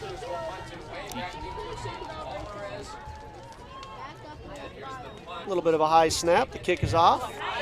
And Mason Almaris with the fair catch. Vikings are going to have the ball inside Bulldog territory. 2 minutes and 52 seconds remaining in this game. The Vikings will take over at the 45-yard line, 1st and 10. Well, once again, thanks for joining us. We thank all our sponsors for making today possible. It's been a really fun playoff run, Nick. Yes, it has. This is the end of the road for games in Kindred. But of course, one more exciting game to take place, which is the state championship on Friday. Isaac Spellhog in at quarterback. Snap goes through his fingers, and he falls on it at the 40, goes back into Viking territory, 47-yard line. Clock continues to run, 2 minutes and 38 seconds. I assume the Vikings are going to take their time, 30 seconds on the play clock. Yep. So if you're wondering what else is happening in the Fargo Dome on Friday, I know 2 games are set already. It's the West Fargo Cheyenne Mustangs taking on West Fargo Packers. That's going to be the AA game. Little crosstown rivalry there. Exactly correct. And then in the A game, it's St. Mary's taking on Jamestown. Those games once again are set.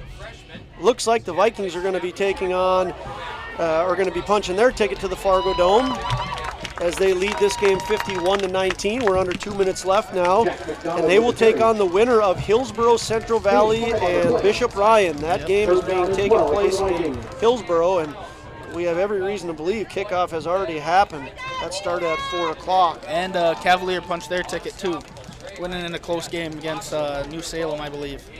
Was that an overtime game? Yeah, I think it was, yep. So we think Cavalier defeated New Salem in overtime, 36-34, thanks to Eric Dick, the PA guy. Isaac Spellhog gives to Owen Hoyme, a guy we talked about earlier. He runs to the far side and is taken down. Isaac Spellhog, the fourth quarterback the Vikings have seen. Of course, Max McQuillan, starting quarterback, has had a great year. Jorgen Swenson looks like he's going to be the quarterback of next year, has played some big games this year. Max McQuillan was out for a couple of weeks due to an illness. And Jack McDonald comes back in for Isaac Spellhog. So those are the 4 quarterbacks that the Vikings have.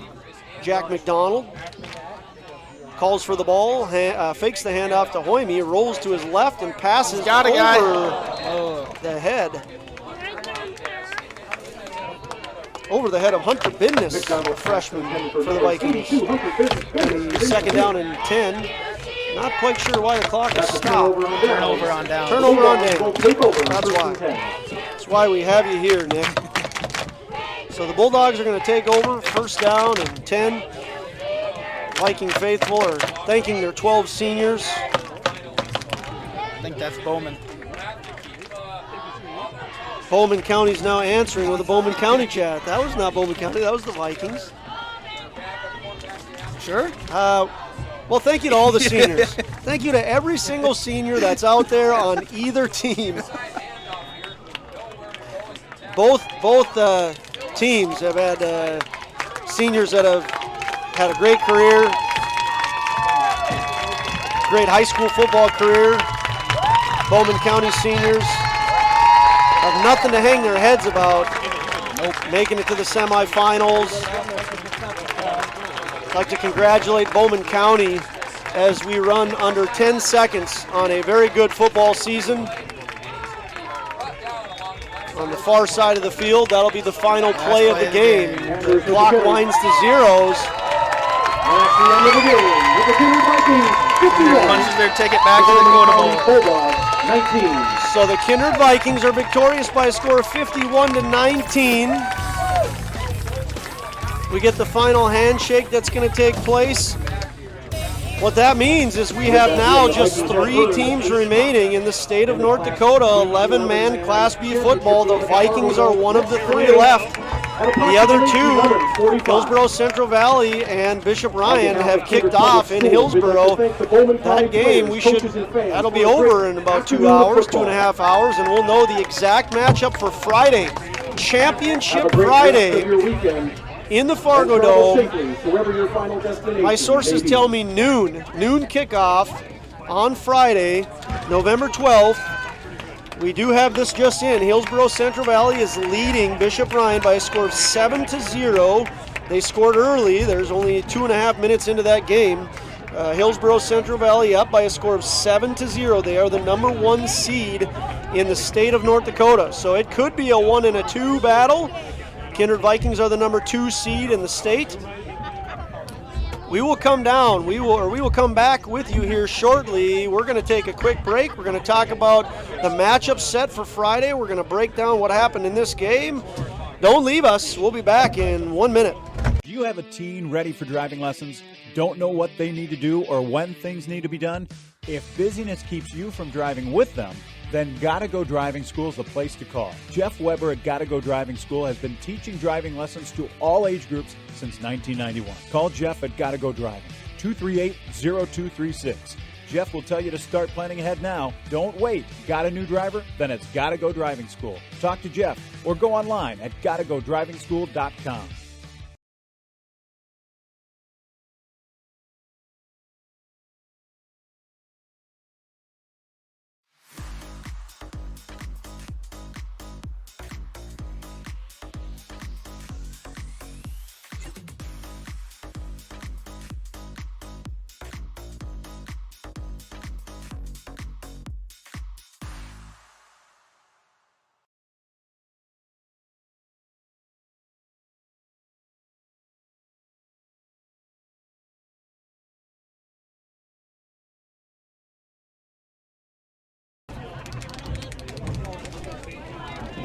Welcome back, fans. Kindred, North Dakota, where the home crowd saw the home team, the Southeast champions and number 2 seed in the state of North Dakota, come up with a convincing victory.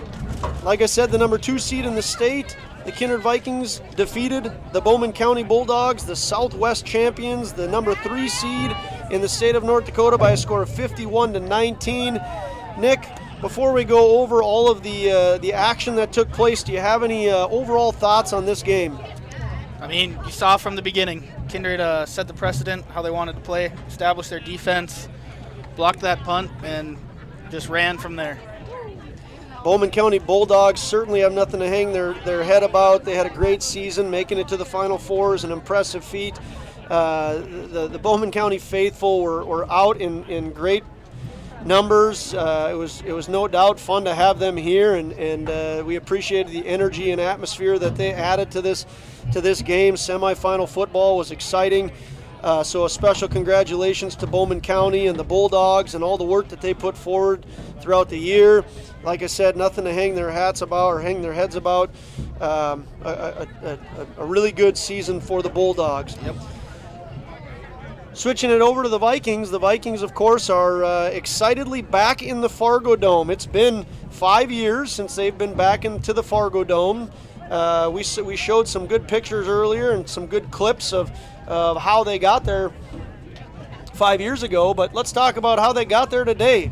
So, game starts in the first quarter, as they always start in the first quarter, Nick. Yeah, you're right.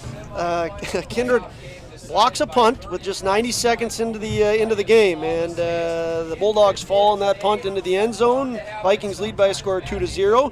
Bulldogs kick the ball off to the Vikings, and the Vikings on that same drive see a connection of McQuillan to Opgrand. Not even 2 minutes into the game, and the score is 8-0. Sunram, with one of her 7 point afters, kicks through the uprights and puts the Vikings ahead by a score of 9-0. Trey Heinrich, later on in the first quarter with a minute and a half left, finds his way into the end zone on a 2-yard run. Vikings lead by a score of 15-0, and Sunram again on to kick. She puts it through the uprights, and the Vikings lead 16-0. Trey Heinrich on repeat in the second quarter early on, 9 minutes and 2 seconds left in the second quarter. Trey Heinrich gets a 1-yard touchdown run to put the Vikings up 22-0, and Sunram punches it through once again, 23-0 Vikings. So the Vikings we talked about, Nick, came out strong. They did exactly what they needed to do. How impressed were you with how they come out to start this game? Very impressed. They, like I just said, they set the precedent right away. They said, nope, we're going to put our defense out there first, we're going to stop you, and then we're going to go score. And they did exactly that. So Bowman County, we know they're an athletic team. They've got a lot of big, strong kids on their team. They answer back. They score on a 7-yard touchdown pass. Lardy over to Heimer with 4 minutes and 24 seconds left. They make the score 23-6. Vikings answer with 18 seconds left in the half on a 38-yard touchdown pass. Max McQuillan, you talked about that line. He gets a ton of time. The line of the Vikings did a great job all game. Carter Schmitz finds himself wide open, and Max McQuillan hits him on a 38-yard touchdown pass. Vikings go up 29-6, and again, Jordan Sunram on repeat, 30-6 on the extra point. That takes us to at the end of the first half. Vikings then come out in the second half.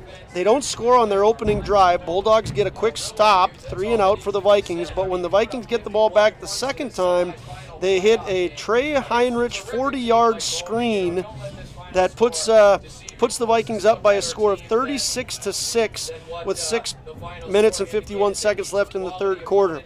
Sunram again, reliable, kicks through. Vikings lead by a score of 37-6. Bowman County answers on the next drive. They score with 4 minutes and 31 seconds left. Lardy on to Clea Heimer, 33-yard touchdown pass. Meshke in, and he kicks it through the uprights.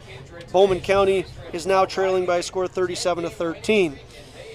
The Vikings on the next drive with 2 minutes and 10 seconds left hand the ball off to freshman Kylan Swenson. He's had a great year for the Vikings, a big game last week against the Cardinals. Finds himself into the end zone once again, a 10-yard run. Nick, you talked about at the beginning of the show, you thought it was going to be a shootout. The Vikings certainly put a bunch of points on the board, right? Yep, from the get-go. Sunram kicks it through the uprights for her 6th time, and the Vikes lead 44-13. Bowman County answers. They score early on in the fourth quarter, 5 seconds in, with 11:55 on the clock, a 1-yard touchdown run by Duffield. The kick is missed, and the Vikings continue to lead 44-19. For good measure, Max McQuillan, with 9 minutes left in the game, brings the Vikings into the end zone one final time. Probably appropriate that Max McQuillan finds himself into the end zone. He's a senior. He's been the leader of this team. It's the last time he'll ever play in Kindred, and he punches himself into the end zone for a 12-yard run and puts the Vikings up by a score of 50-19. Jordan Sunram, what do you think she did? Nick? She made the extra point. She made an extra point again, yes. She was perfect. 1, 2, 3, 4, 5, 6, 7 for 7, and the Vikings take that lead, or increase their lead to 51-19, and that's how it ends. Folks, the Kindred Vikings are going to the Fargo Dome next week, Friday, noon.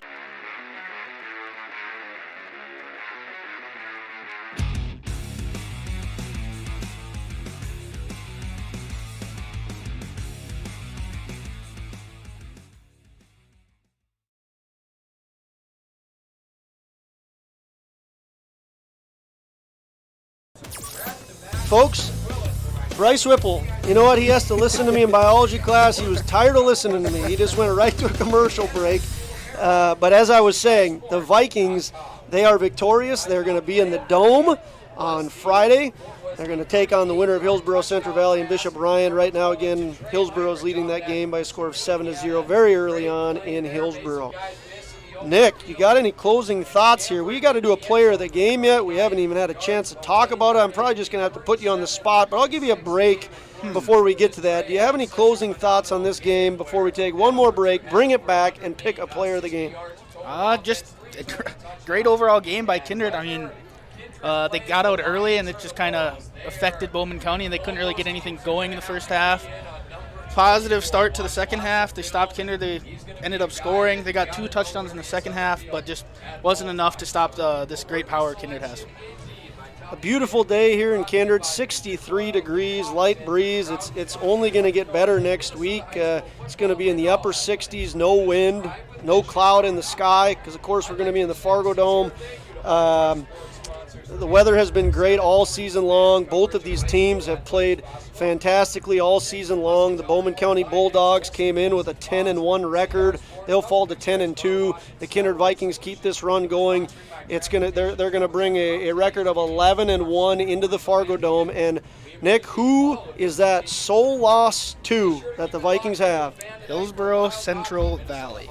The Hillsborough Central Valley Burros are leading their game, and we could very well have a matchup, a rematch of the Vikings versus the Hillsborough Central Valley Burros. The Vikings looking to avenge an early loss to the Burros. There's no doubt that Hillsborough has a very good team, and there's no doubt that the Vikings are hungry. Kindred hasn't beat Hillsborough since 2015. You got to think, there's 2 ways you can look at this. Do you want to play Hillsborough Central Valley, or do you want to play Bishop Ryan? Who are the Vikings going for in that game, do you think? I'm not sure there. I think it's in the back of everyone's head in Kindred that they haven't won in so long, and I think they want, in the biggest stage, knock them off to win a first state championship for Kindred. I think that's who they want to win. I think, as a competitor, if I'm in the Vikings, if I'm a part of their team and I'm score watching, I want Hillsborough to win that game because I want to avenge that loss. That's the competitive side of me. I want a rematch with them. I want an opportunity to knock off the number 1 seed. That's my mindset going into next Friday. Of course, we don't know what's going to happen. It looks like Hillsborough is leading, or they just scored again, 13-0. So it's 13-0. Hillsborough Central Valley is certainly looking like they are on track, but it's early on in that game. It didn't kick off until 4 o'clock.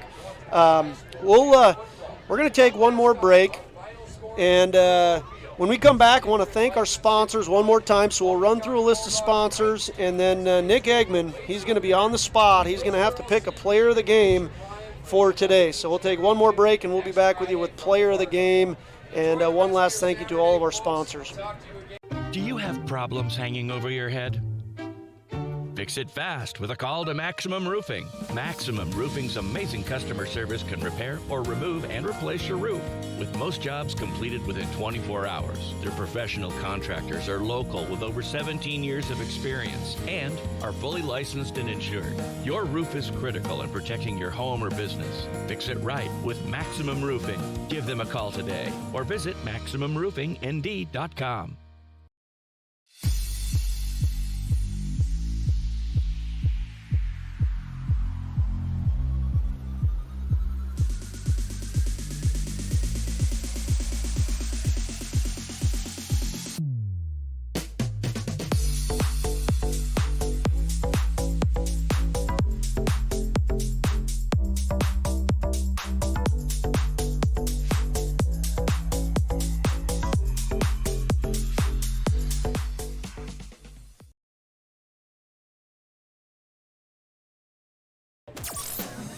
Welcome back to Kindred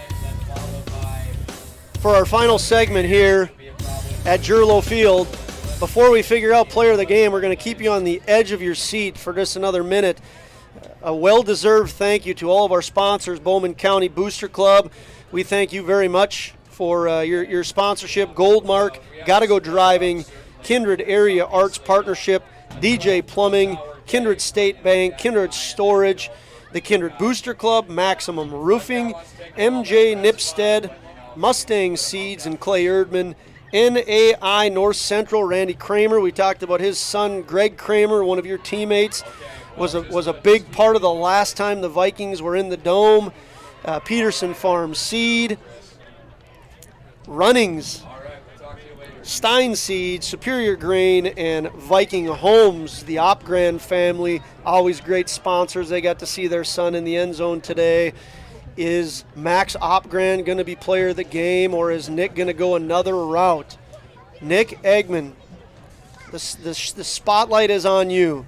Who do you have as the player of the game for today? It's a lot of pressure here, Josh. I think I'm going to have to go with Trey Heinrich, but another one in Jordan Sunram, too. Trey Heinrich found the end zone 3 times. Was great on defense, ran all over the field. So he gets that honor. But another one, Jordan Sunram, didn't miss an extra point, missed reliable. Great game by both. Great game by Kindred. Good fight by Bowman County. Just happy to be here. Yeah, and one of those, I agree with you. Trey Heinrich had a very, very good game. He's been a big part of the offense and the defense for the Vikings all year long. Certainly well-deserving of this. Jordan Sunram, she's had a great season. I want to say she's like 34 of 39 on the year for extra points. Don't quote me on that, but she's done an excellent job of just tacking on extra points after touchdowns. You could have went a lot of routes. I mean, there's Max Opgran with his family. He had a good game. Charlie Beaver, Kylan Swenson. You can see the big boys there, the big linemen. I mean, they needed to establish the run.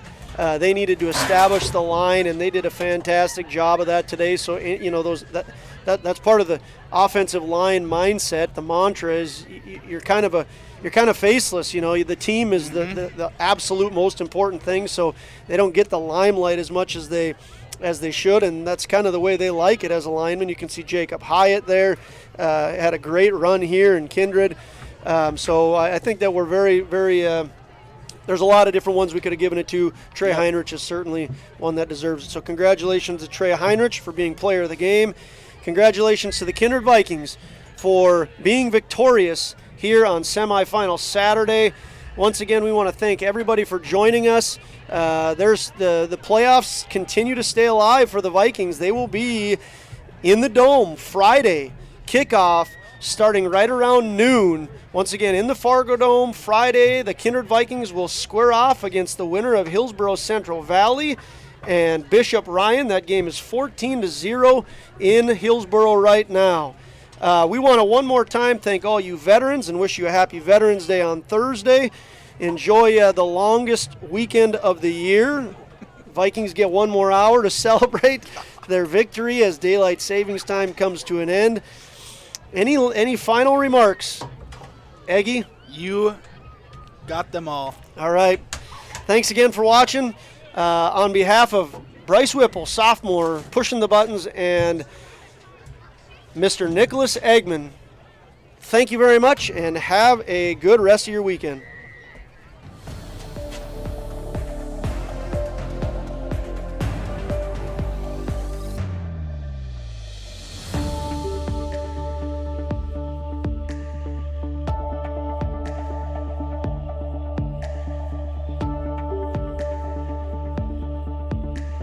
The proceeding has been a presentation of the Magnitude Sports Media Network.